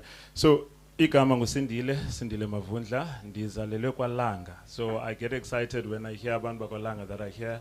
Ndahlala naseGugulethu, but also ndihlala kakhulu eKhayelitsha. So it's been such a great honor for me. I see people that I went to school with that were my seniors in varsity that are here. I see entrepreneurs that I've actually interacted with before. I see some of our future partner sponsors that are here as well. I'm an entrepreneur. I love finding problems or challenges that I can solve in different communities. And I think that actually comes out of varsity where we went. We went to a business school called Tsiba, where we were challenged to dive deep into our respective communities and find challenges and present solutions. And my solution has always been, or fascination has always been, how people move around their communities by means of transportation, how people walk, how people access opportunities, how people access school, how people actually access also business opportunities. So that has always been my fascination growing up as a little boy, eKhayelitsha as a 10-year-old, until to date, doing what I love, which is getting people on bicycles. And I think when, obviously, you know, when you think about bicycles, I think there's, maybe let's park when you think about bicycles. I think when you think about these lifestyle movements that are now erupting in various parts of the country, where they're running clubs now in townships, there's cycling now that has been there. I think you've got platforms like your Soweto Marathon that has been there for years, but that has not trickled into various parts. I think in the early stages, now you can go into various communities. How has that transition been, especially now because you want to co-opt people into getting onto bikes, eKasi?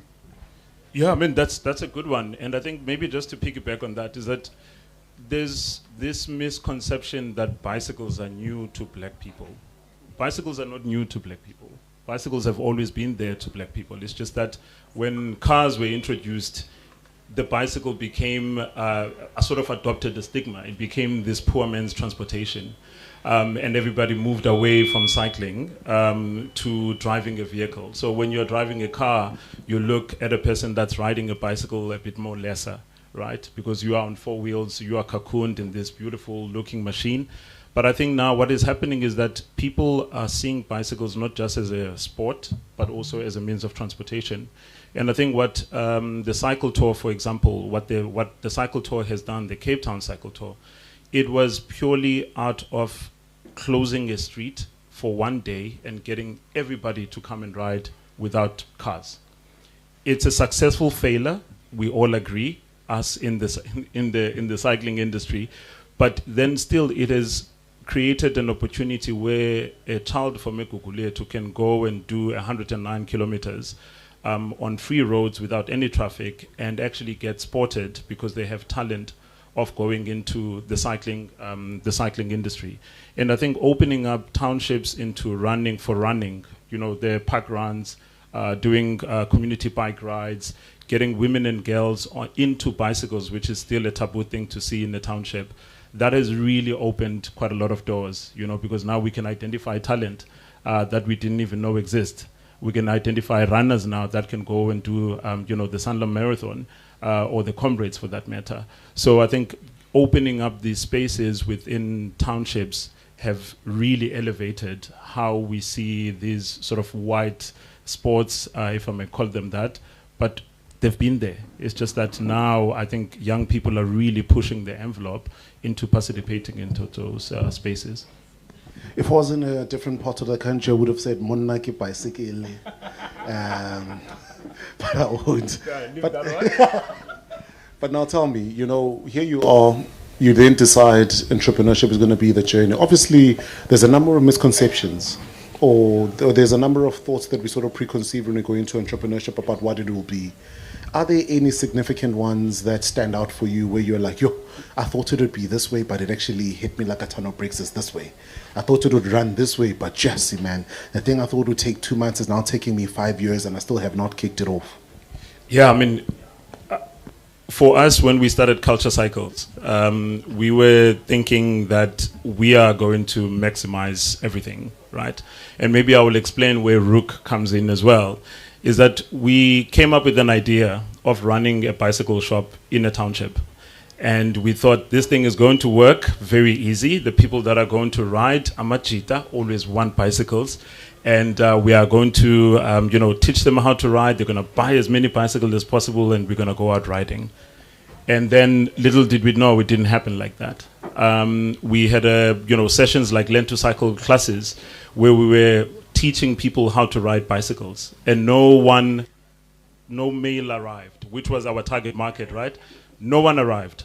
Only women and girls arrived. And we were like, okay, this is going to be interesting because that's not what we thought about, right? And then we decided to actually focus on the women and girls because these are people that wanted to ride bikes because they've, one, been deprived of owning a bicycle for Mendlina. All of us here pretty much would know that a girl child doesn't necessarily get an opportunity to own a bicycle. But here we are.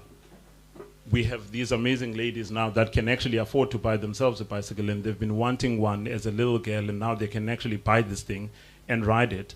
But thirdly, we had Umama, one of our biggest stars, Umama Irene, that needed to go to Australia, and with her daughter. And part of the itinerary was that she needed to ride a bicycle on the promenade, and she couldn't ride. And she came through. We taught her how to ride a bicycle.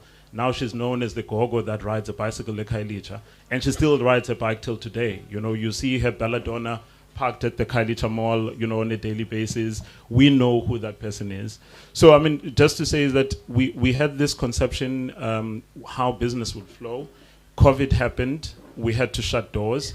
But we remained resolute that we want to get bicycles into different communities. And we started fundraising for a campaign that we called Heroes on Bikes. And that got doctors and nurses and essential workers to actually get to work. We got 20 bicycles to 2,000 bicycles Funny enough, Nedbank was one of those sponsors that sponsored, you know, our bicycles, and we had soup kitchens here in Gugulethu, for effect, that had our Kubeka bicycles. And we were delivering these bicycles, and people's faces would change and would smile because they could see hope. Now they can take medication to the elderly, they can take soup, you know, or food to those that are unable to have something to eat.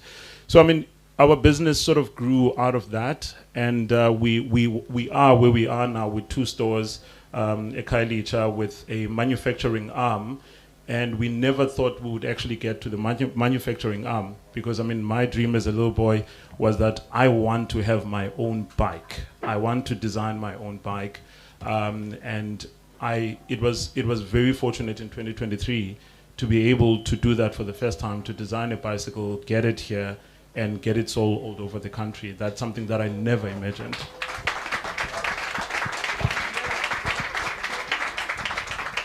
Sure. No, man, that's amazing. I think I need to the people outside. Woo, back to you. This is what I love about eKasi.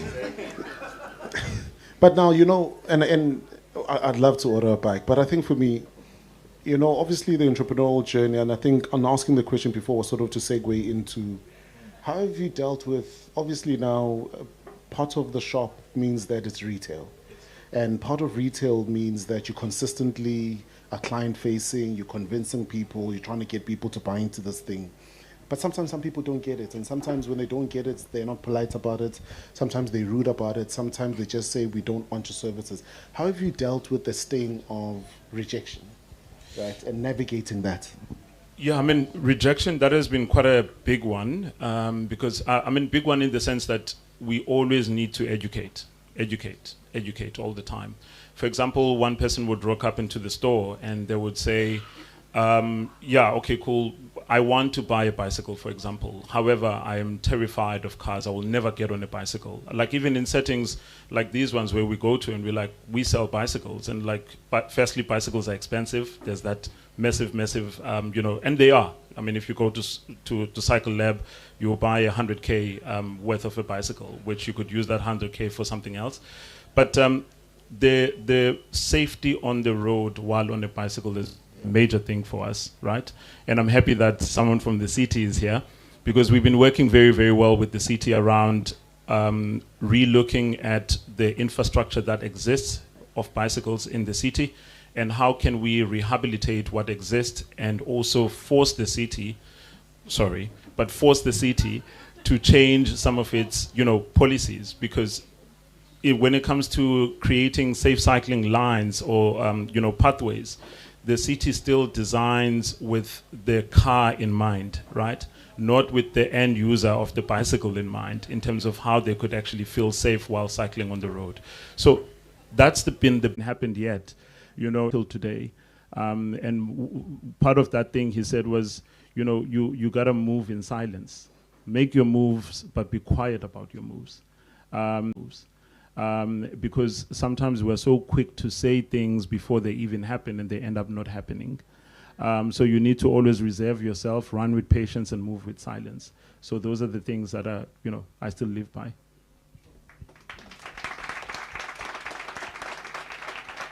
So knowledgeable, hey? Sure. Yeah, no.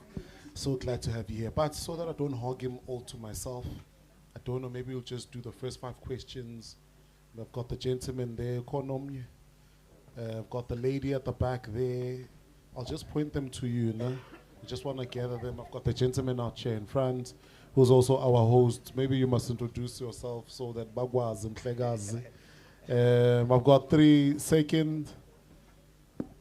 Okay, yeah, I note your hand, my lady. So, Tingiko, maybe we'll start with the gentleman who's over there. Please just raise your hand, sir. Almost said wave it like you just don't care. Remember, it's not the same. It's a different gig, that one. It's not this gig. So what I'll ask from you, sir, if you don't mind, if you could just stand, introduce yourself, tell us name, surname, I do 1, 2, 3. My question is, maybe if you don't mind, can you just come out this way so that they can capture you? Are you guys sorted with the shot? Sharp.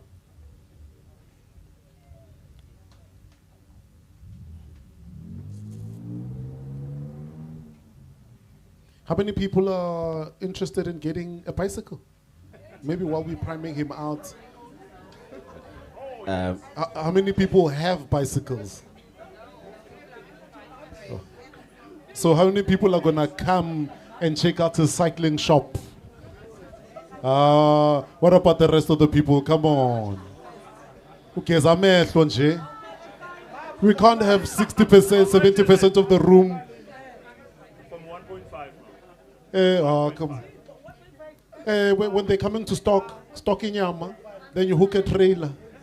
Done. Okay. Okay. You're gonna buy, no? So cycle to Hard Bay. Exactly. And they start from what are we looking at? 1,005. Yeah, 1,005. 1,005. Cheaper than the other shops that we won't mention.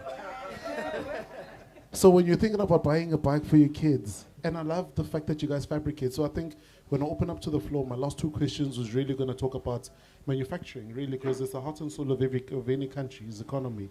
And I think in various parts, that's what we've sort of lost. And here you are bringing it, and it's such a beautiful thing, because fabricating is amazing. But Mhlegazi, over to you. Thank you. Molweni, igama lam nguZuko, Langeni fan. I've been fortunate. I've met him quite a number of times, and I want to say thank you to you, Putomdal.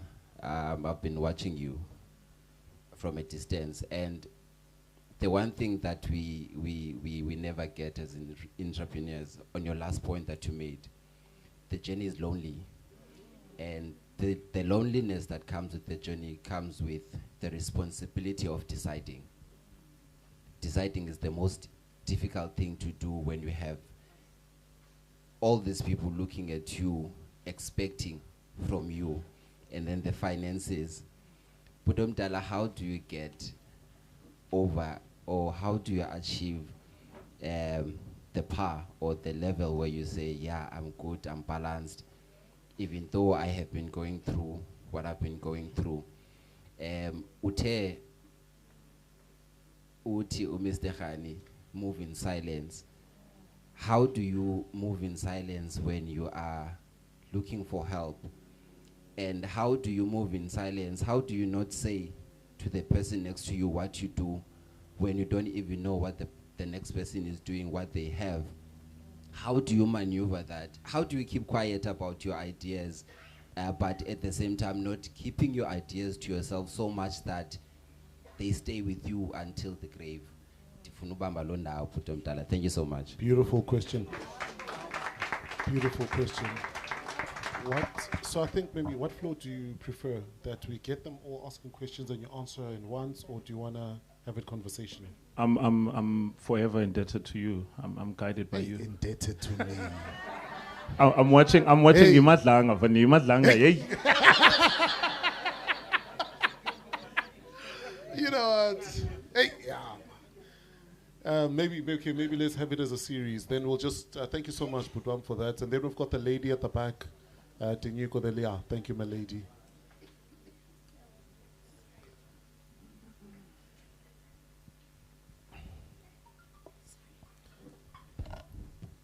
Yeah, let's get the mic to. It's a beautiful question.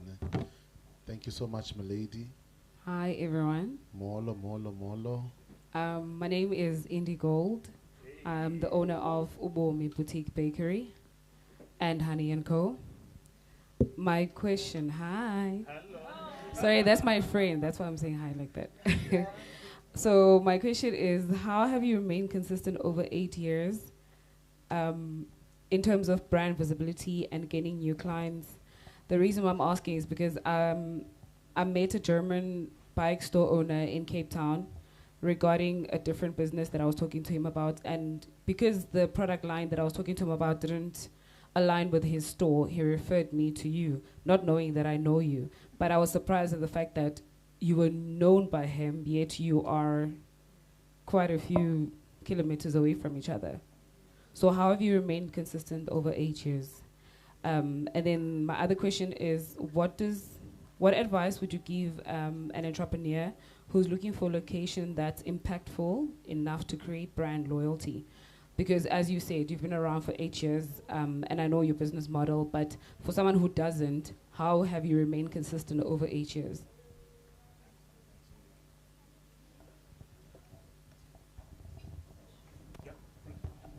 Then we've got our next hand. The next hand in this section. The lady. Yeah.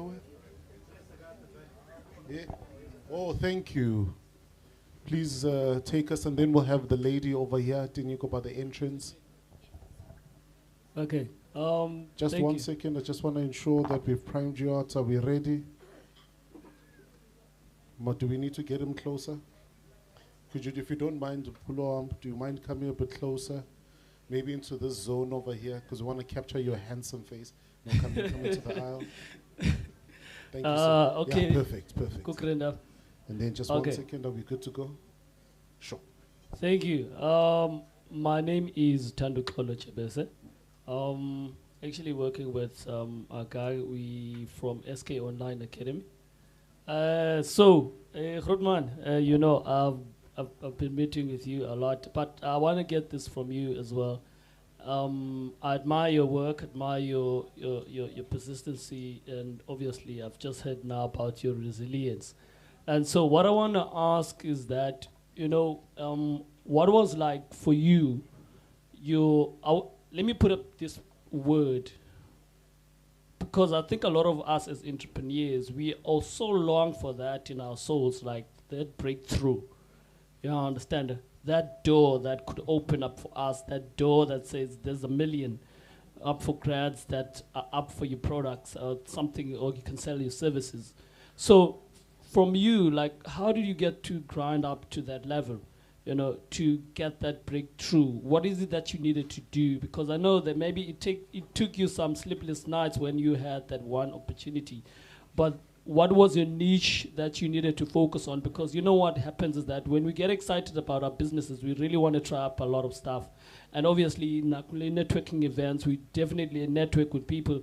But then again, we like, you know, we're having all this network, but obviously there's a niche that we need to really look out for, to target in our business, to make sure that we take our businesses forward. So I really like to get that out from you, is like, what was your typical niche on your business venture, or what is it that you can advise people that they need to look out for when they are starting to develop their businesses? Thank you. Thank you so much, sir. And then I think just move the last two, the lady, and then we'll end off with the gentleman in front. Then give the opportunity to respond, and then move towards the close, and then, yeah. Molweni kaphinda. Hi, Bhuti, unjani? Okay, thank you so much. My question is around safety and security. I hope, can you hear me? Okay, thank you. My question is around safety and security, and I thought I was going to ask Ukaya earlier on about this question. I think many of us are willing to start business, and in fact they are existing, so we'd rather even go and pay rent in town instead of having a business within the community. How do you guys manage the expectation of the extortion that is currently within that is the reality of us as small businesses? Not that we don't want to empower the young youth and then share the skill that we have and passing on the baton to the next generation, but the challenge again is that we are not safe. So part of it is that I need to understand how do you do that?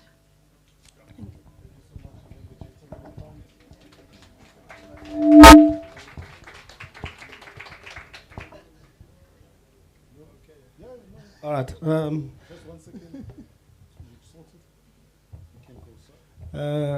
I think it's good afternoon. My name is Cindy Lekama. In the use when we host bicycle of joining with us in scaling the business into different respective, you know. Then there's one Tandukolo. Mdagwetu, I mean, me and you have been in these different spaces, and we've been engaging in various other places, and I think target market here we have always known. Our main target market here we have always known, it's the shopkeepers, it's the security guards, it's the gardeners, it's the people that need to move from one point to another. Plumbing,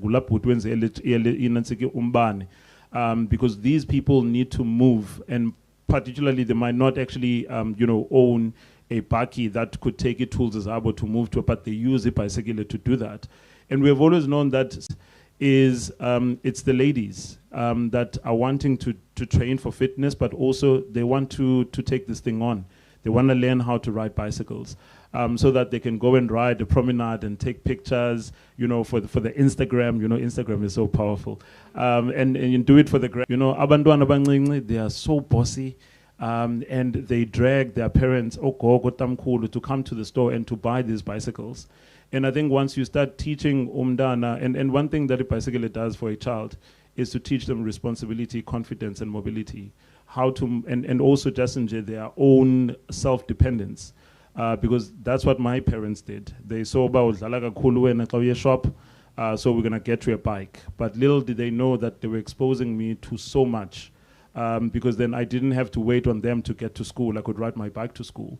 I could actually rent a bicycle out to have lunchbox money for tomorrow.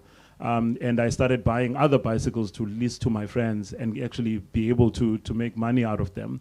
So, I mean, that's what, the bike has done for me. And I think right now where we are headed, as I said, is that we want to train mechanics. There's a massive shortage of mechanics, of bicycle mechanics in South Africa, by the way. And we want to train mechanics. We want to foster entrepreneurship. We want young people from Gugulethu to run their own bicycle shops. And Kraaifontein, those are three areas that we are looking at. It's Gugulethu, Kraaifontein, and Strand. We're looking into those areas because there's already an existing, cycling culture in these areas. Sis Tabisa? Yes, Makasa as well. Makasa, by the way, Makasa has a very vibrant culture. I mean, we pass there when we're riding to Stellenbosch, and by the way, you guys have a very nice gravel road there that we normally use. So there's an opportunity there to even do a gravel race. Why not? I mean, gravel is such an amazing. I think Nedbank sponsors a gravel duo already, gravel band, and we are hoping to be there. Bringing our cycling team this year. So we'll see how that works out. Maybe a hint, Nedbank for an entry. You never know. Sister Tabisa, around extortion, it's a major headache. I think Sonke we know, or we have been approached, or we are paying, right? And I say that we've been fortunate. Not that there's never been an attempt. There's been an attempt before. And I'm hoping after this conversation, there won't be an attempt again, just to say, oh, abapatali, extortion, and mabapatali. Unfortunately, or fortunately, we do not pay that. But there was an attempt where we had these young boys that came to the store once, because now we have two entities in one area. So we have the bike shop, we have the academy. And they came through and they demanded stuff. And fortunately, I was not there. But the following day, we had a meeting with them. And I saw people that I was their senior in school. And I couldn't believe it because these were my juniors. And to shorten the story, the conversation went along the lines that we do not have money to pay for this. However, what we do have is bicycles. What we will do is to give you bicycles, but you need to ensure that you patrol the area. And none of our customers must ever be affected by any criminal activity, and that's how it has been. But I'm just saying, I mean, once again, I'm not saying that's the cure, right? That's the solution. It could possibly happen. In the areas that we're gonna set up, these bike shops, we don't know how volatile the situation is. We don't know, maybe there is a syndicate that is there that will come and ask us for extortion, but that must never deter us from growing. We have to grow.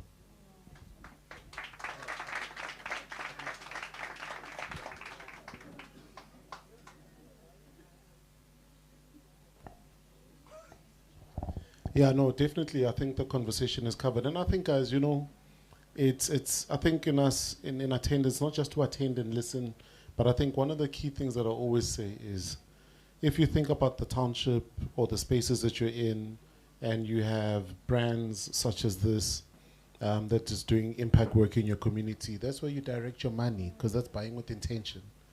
I don't say this in bias of Nedbank, but if you've got a Nedbank coming out into a township, transforming this space to look like this, do stuff back with intention. Because they're intentionally going out into the spaces. I mean, some of the entrepreneurs were funded. I mean, the one lady has gone from 1 employee, she now has 25 employees. Her product is listed nationwide. She was mixing detergents in her garage at home. You know, and this was about 4 years ago. I think one of our 5th or 4th winners. And I think some of the other guys as well. And we're not saying that it's because of us. We're saying that 1%ers, we call ourselves the 1%ers, that 1% different makers that then ensures that the market is there. So I think for me, it's intention, because if I'm intentionally redirecting money to whether it's an Astron, whether it's Netbank, I'm redirecting money to Elokoza Irooks, I'm redirecting money to 50 on Googs, I'm redirecting money into places where you know that Amplified, they'll still do what they did at a low or small scale. And I think that's what intentional buying is. And I think to a degree, that's what we then lack. And I think then we then complain when we see things not changing from an economic standpoint, because our spending is that way, but our complaints are that way. And I think for me, we need to start being conscious buyers. Vote with your wallet. You know, vote with your wallet. Vote with your buying power. And it starts with that R1. Because that R1 then moves on. And I always say, if you're not going to go to his store, and if you can't afford a bicycle, do the most powerful thing that affording does. Go to the store, take a picture. If you can't go to the store, go to their Facebook, their Instagram, open up their page and talk about them. Because we do this for brands that we don't even know that are multinational. We've been so comfortable in making multinational brands from overseas and wherever, billionaires and trillionaires, but there's a question when it has to come to a local. So I think, I mean, if you think about those 200 and something people in this room, you can imagine how powerful that would be if over the next 2 days, that's all you did. To say, I'll take a screenshot, put it on my WhatsApp so that my church group sees. I'll take a screenshot, put it on my Facebook so people see. Take a screenshot, put it on Instagram so that they see. And so what if he becomes a billionaire? We want him to be a billionaire. Because as a billionaire, he's going to give more bikes to more kids and have them off drugs, have them off pregnancy, have them off the streets, and have them doing stuff that's more productive. Sure. It's just, I love your energy, man. It's just so infectious, man. I think just by way of close, is there anything, whether 1 or 2 or 3, that's in your heart that you want to leave as a message to these amazing entrepreneurs that are in this room, the ones who are watching online? Some fantastic comments have been coming online about how great the insights were that you were sharing, and thank you guys for being consistent with us there. But just anything in your heart, and then I'll ask my last question, then we'll wrap it up. No, thanks, Ruth. I think just as a parting shot for me is that, firstly, enkosi kakhulu to everyone, just nje for staying in tune and listening to me blab. It's always frightening to sit here and share the story, but it's always amazing to share with entrepreneurs, with people that are going through the journey themselves. And I think we resonate quite a lot with the loneliness of this road. And what I've recently found, and maybe this might work for you, it might not work for you, is to associate with people that are going through this journey, and be okay with being vulnerable, and be okay with not knowing and learning from not knowing. You know, we have a group that we have now, and I mean, it started out without anyone putting us together in one room. But we have come, you know, you have Usiki, for example, you know, from Siki's coffee shop. And we come together and we share frustrations. You know, sometimes we call it, we'll sit and vent for no reason, you know, and that's our own, you know, counseling and healing process. But one thing that I would say for yourself is find that group. If you don't have one, create one for yourself. I'm sure right now you have 1 or 2 or 3 people that you know that are going through the same difficulty that you are, but then bring them together, have conversations, set up that meeting time. If you guys are meeting once a month on Friday, honor that meeting time. And even if you don't have to meet and talk about business, but to meet and just be with other people for an hour. And I think what this group has done for me is that it has really stripped me in some areas that I felt that I didn't want, I'm not ready to share about those things. But I can tell you it's like our 3rd meeting coming up, and already I'm like, yo, I can't wait. Can it be, that the 15th of June already, because I have a meeting with my group. That's something that I would say that please do have that, because it does something for you psychologically, but also it does something for you that you are not alone. There are people that are going through the same challenges that you are going through, or some have actually passed those challenges. How do they do it? And you have to now benefit out of their struggles so that, one, you don't do them again, or you do not attempt to do what they have done before, also just from a learning point.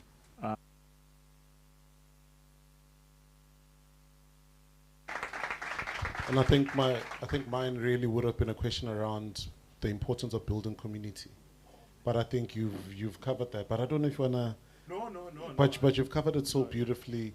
Ladies and gentlemen, that is our Mbawula Chat.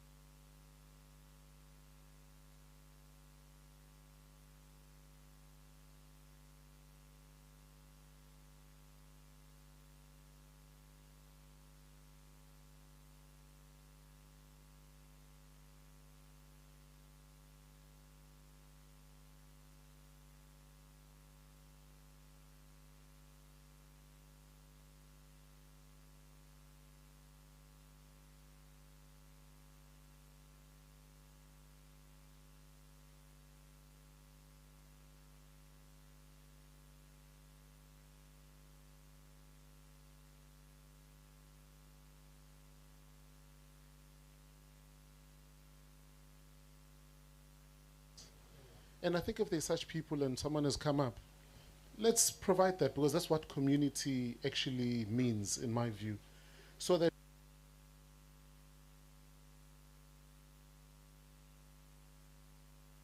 that person knows that you raise your hand, who do you have that we can link them to? Because I think sometimes it's just, you might not be the client, but you can open up a client to introduce them to a client. And I think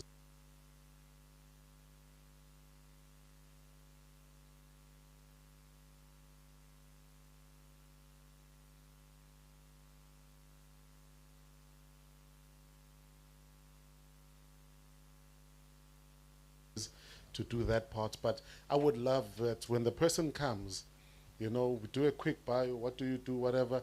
Is there anyone in the room who could help them? Then take this from this platform, you do it to the exhibitors as well. So you couldn't afford the product, but you'll do the same thing we spoke about. You'll take a picture about the products, you'll post them on social media. Then if you know someone who can buy their products, you'll refer them to that person. And when you refer them, you won't refer them and say, I want a commission. No. Refer them, walk away, because wherever your products, will refer them to that person. And when you refer them, you won't refer them and say, I want a commission. No. Refer them, walk away, because wherever you open doors, those doors will return and slide your way. Strategy Manager, SME Main Market, Young Professionals and Private Clients at Nedbank. Please join me on stage. Please can we put our hands together for Mr. Tabani as he comes on stage.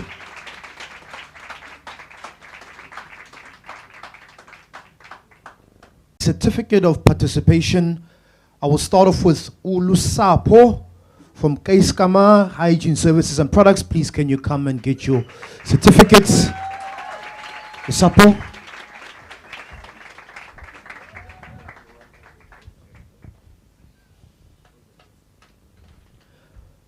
Round of applause for Ulusapo.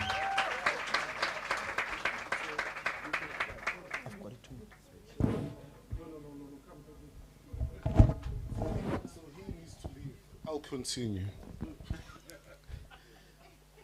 So, Konje, what do you do, Kulo? Because there are people who came a bit later, Kulo. Because there are people who came a bit later on, because when it started, we're probably halfway full. Then there are people who came, maybe just quick 10 seconds. Okay. I provide pest control, gun service and deep cleaning. Pest control, Konje, doing? Pest control is a service to control air. Okay, okay. I don't want to say this because it sounds so cruel in Xhosa. Or I estimate amaphela, ne mpuku, ne ngcongconi, ne anything that is related, that is a pest. You know, so and not only a snake. Yeah. So here's my question. How many people will refer his business to people or will take his number before you leave here? Let's be intentional about it. And I'm happy. It's not the whole room, but the ones who've raised their hands are what we need. My big singular intentional about it. And I'm happy. It's not the whole room, but the ones who've raised their hands are what we need. My big singular ask is, do connect with them and take that number and connect them to those people. And then also maybe the second thing is to then ask, what does your business need? Not that because I can help you, but because as I also go searching the streets, when that thing comes up. And then the next step I'd like to call up is Vusumuzi Ngoboli. Bolo, Ngobolo, Ngobolo. Umchitawe. Vum, vum, vum.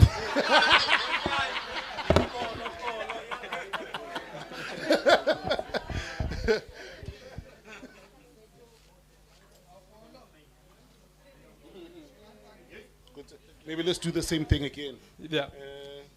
Just maybe a quick 10, 15 seconds. What do you do? Okay, so my name is Dumisani Tobela. So normally what we do on our business, so I'll just tell you, web design and developing, and then business email setup, log design and branding, IT support services. We're also selling fiber. If you need fiber, tell us. We also do training. Abantwana abancinci, so siyabafundisa umntana khona 3 or 4 sim-introduce kwi-coding so that I understand into the coding and make a better decision in the future. And do WhatsApp robot. So we do WhatsApp robot. So now there's AI. So if you want WhatsApp robot for your business, you don't have to communicate everything there. It's going to be presented on your WhatsApp and then people can communicate that.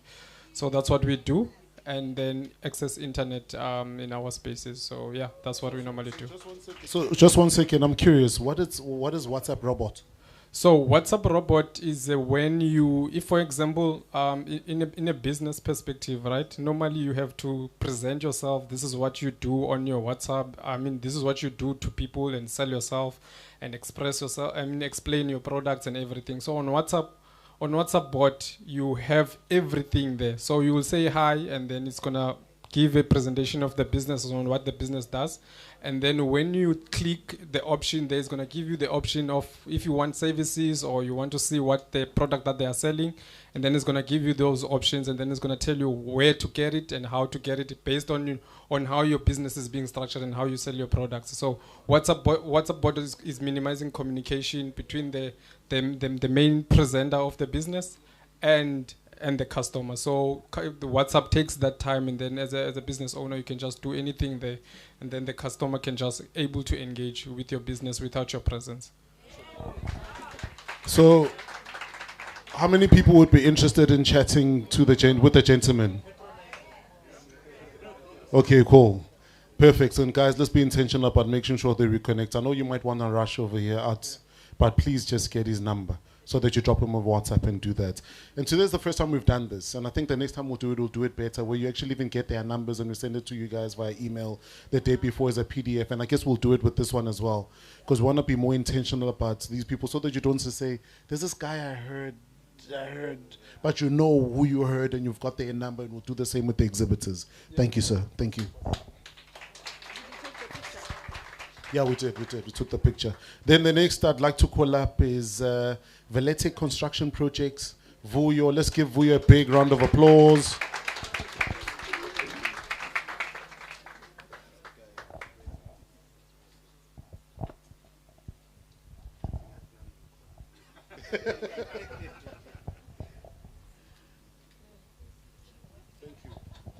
So Konje, just 10 seconds, what do you do? We're almost at the end, we're wrapping it up.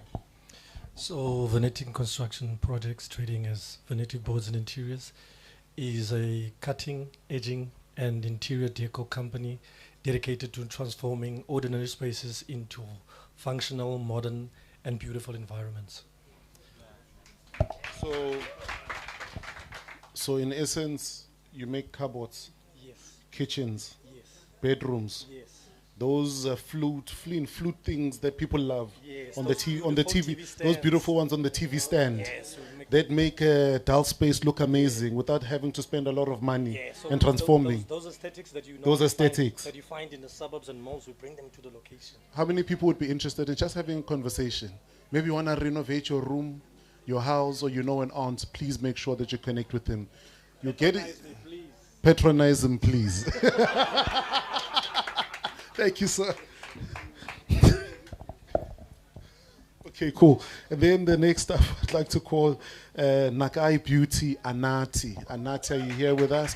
Let's give her a big round of applause.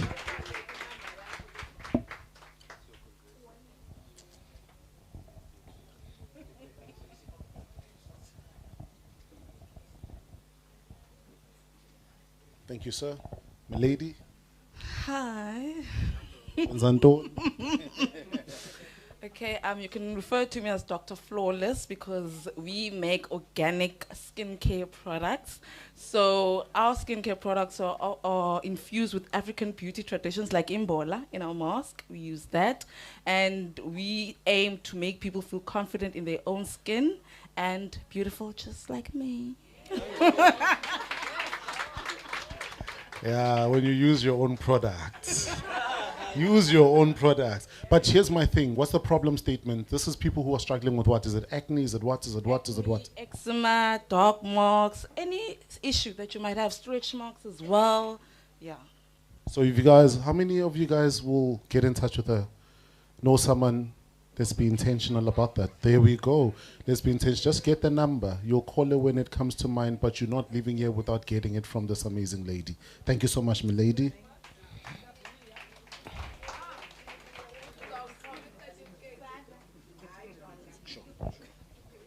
Then the next I'd like to call up is Ndombo Kolo Fingo Trading. Let's give a big round of applause.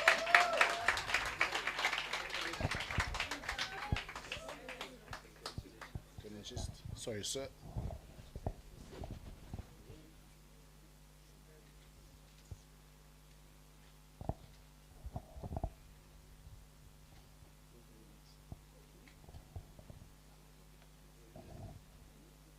Oh, perfect.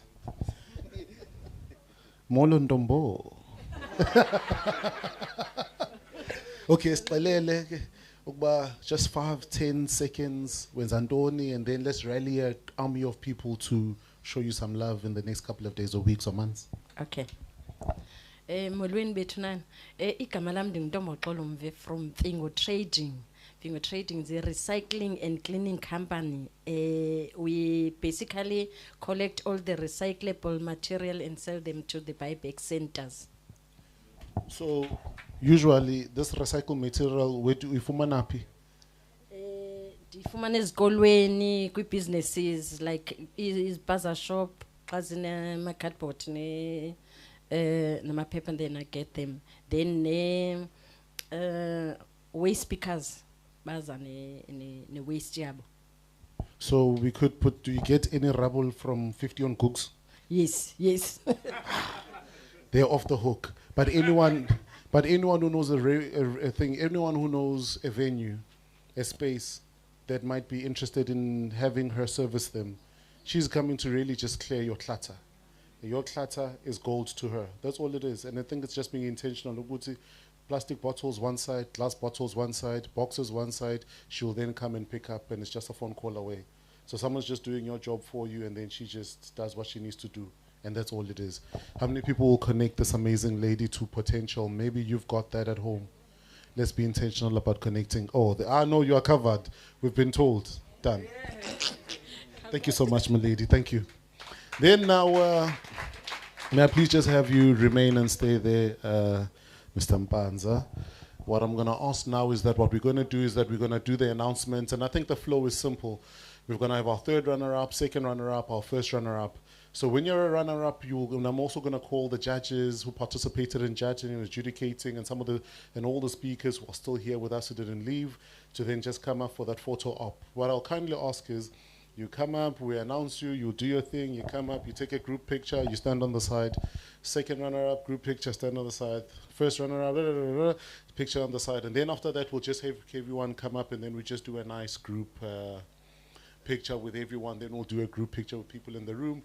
Then we've got some nice food that has been prepared for us by 50 on Googs, and we'll engage in that while we network, and then check out the exhibitors. Thank you. May I just please now ask the speakers, please, sir? Sure.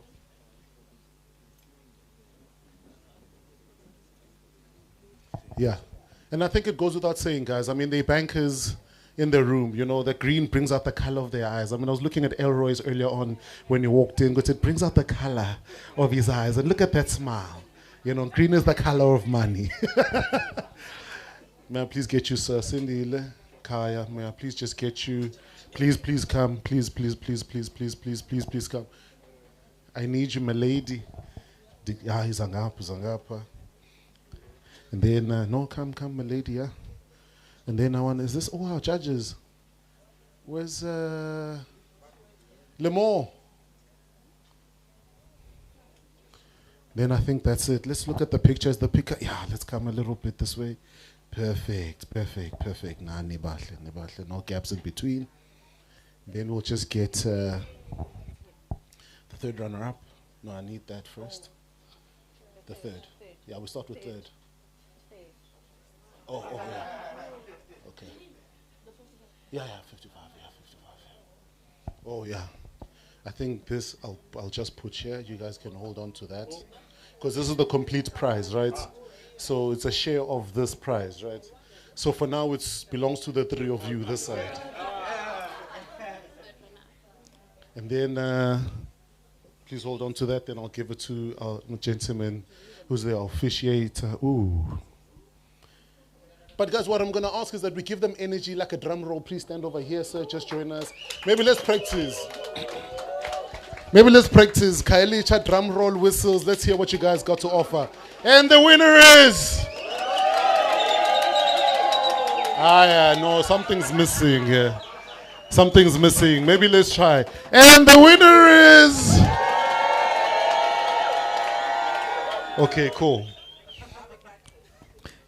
Yeah, we got this now.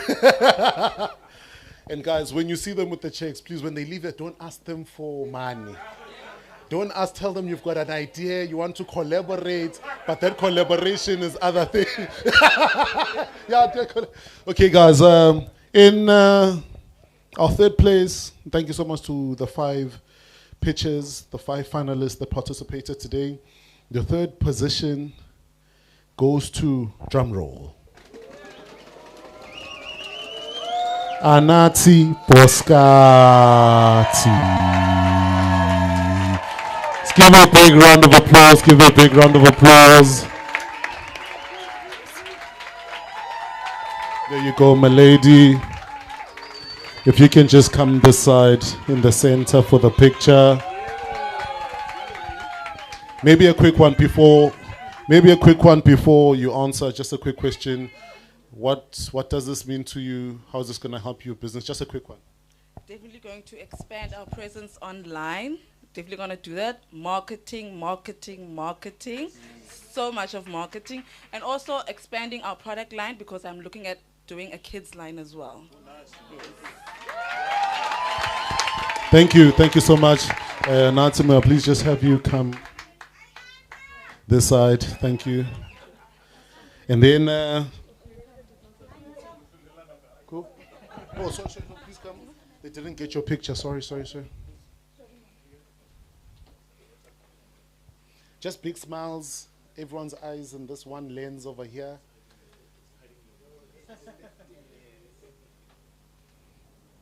Big smiles. Beautiful. Thank you so much. Thank you. And then the second runner-up for today, drum roll. Jabulani Kumete. There is no Jabulani Kumete. I was checking if you guys are focusing. Are you guys paying attention? You are applauding. Gubanu Jabulani Kumete. Si say Gugulethu Kumete. I'm checking. And our third runner, second runner-up, let's give them a big round of applause. Is Vuyo from Venetic Construction.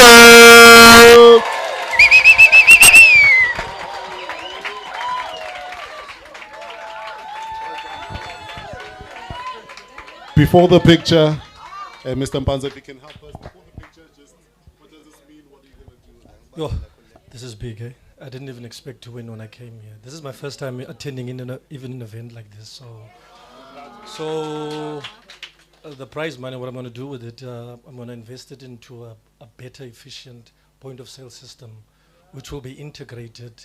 It's going to help us budget better, manage our cash flow, and obviously it will contribute towards our net profit, which is the lifeblood of every business. So thank you to eKasi for the opportunity, NetBank. Thank you, guys.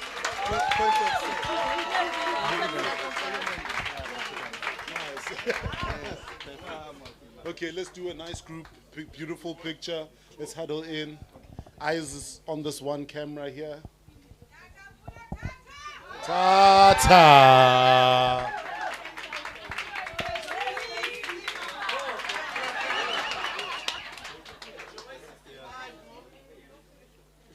Thank you so much, my brother. May I please just ask you to just stand on this side? And then,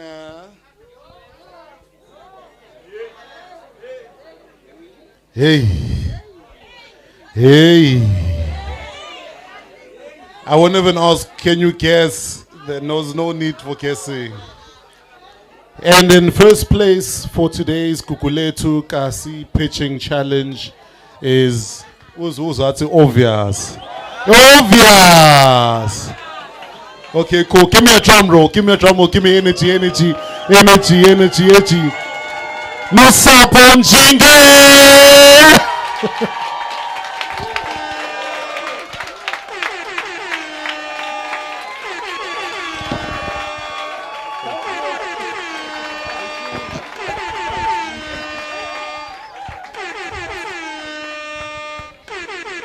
So, Mr. Mpanza, if you can help me with the same thing.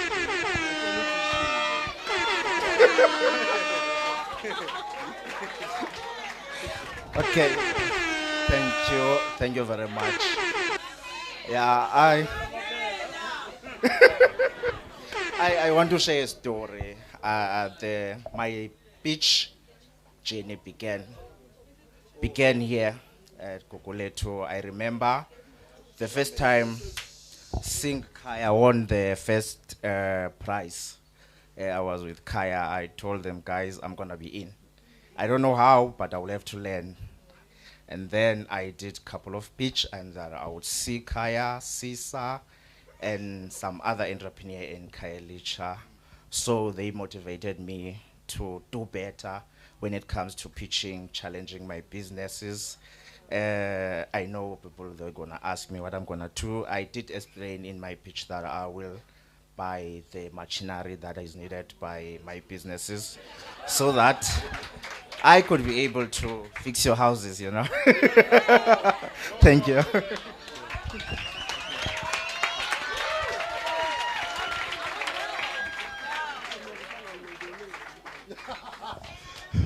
Yeah, it's batunga loboli ngale mali must go.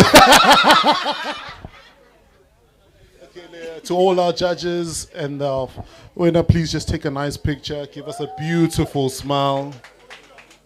And then I want to freeze you guys. Can I get the other two winners, please, to just come join us? Thank you. Just please come. Just join in there. Just get in there. Yeah, and get up. Get up. Yeah, right there. Just push in there.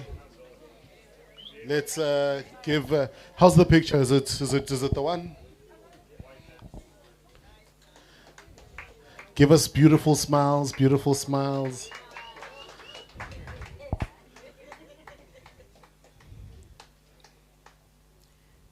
And then what I'm going to ask is freeze. In that format, I'll ask them to come this side. We'll all stand and take a group picture as a memory that we're all here together. Just come in the same format. You just turn around. You turn around, but you come in this here so that the photographer can elevate. and do their thing here. Yeah, Zanga. Perfect. Come in. Oh.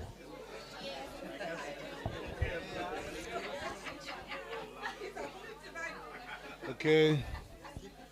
So we're gonna 3, 2, 1 hashtag join us for tea, hashtag together. Bekele beke. Okay, let's do it together. 5, 4, 3, 2, 1 hashtag join us for tea. Hashtag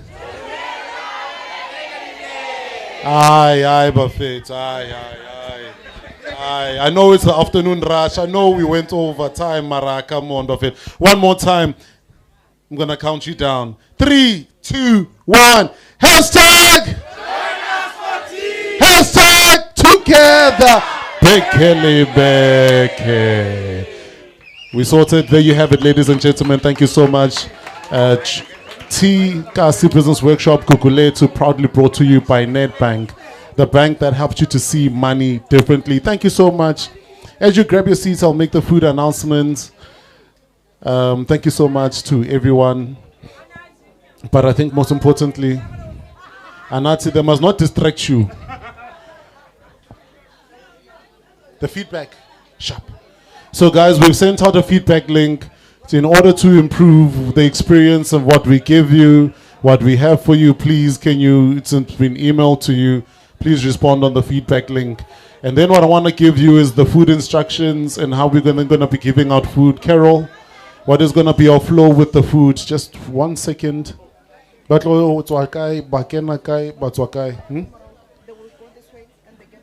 who are the people that are going to help me out with that? Pravi, where are you? Oh, it's you. Wow, you miss out. So, Pella, food is a contentious matter. You can't just be raising your hand. Yeah, but can we get the guys, please, guys? I want us to make this work and move in as effective fashion as possible. Pravi, where are you? The food, guys. Nah, I saw meat there being made, so cut the live. Yeah? Yeah, but where are the ashes? Oh, they are coming in which format? So what I'm going to kindly ask is, I'll just ask one of the ushers, this handsome gentleman over here. Come, handsome gentleman. Go, handsome gentleman runs away. Yan Balego, handsome gentleman. My goodness. No one wants to be handsome in this economy. Just finally, let's close this, man, so people can get back to work and business. What's the flow? They come in there or they go there? There? So what I will ask is this, guys. So I'll use this as an opportunity for us while we wait in line to talk to the exhibitors. So instead of going there, what I'll kindly ask is that we start here, we go there, we'll come back in line. So that when you're here and you're waiting, you ask the questions, what are your numbers, what are your pictures, so on and so forth. Maybe let me ask the first row, Tata, Putunjan. Maybe you can just join us and go all the way straight down. There you go, my lady. Then you can file back in, sit, have your meal, grab something to drink. Thank you so much. It's all the way that way. Thank you. Thank you. Thank you so much. Just mind your step, mama. Just mind your step over here. Oh, I'll say, mind your step.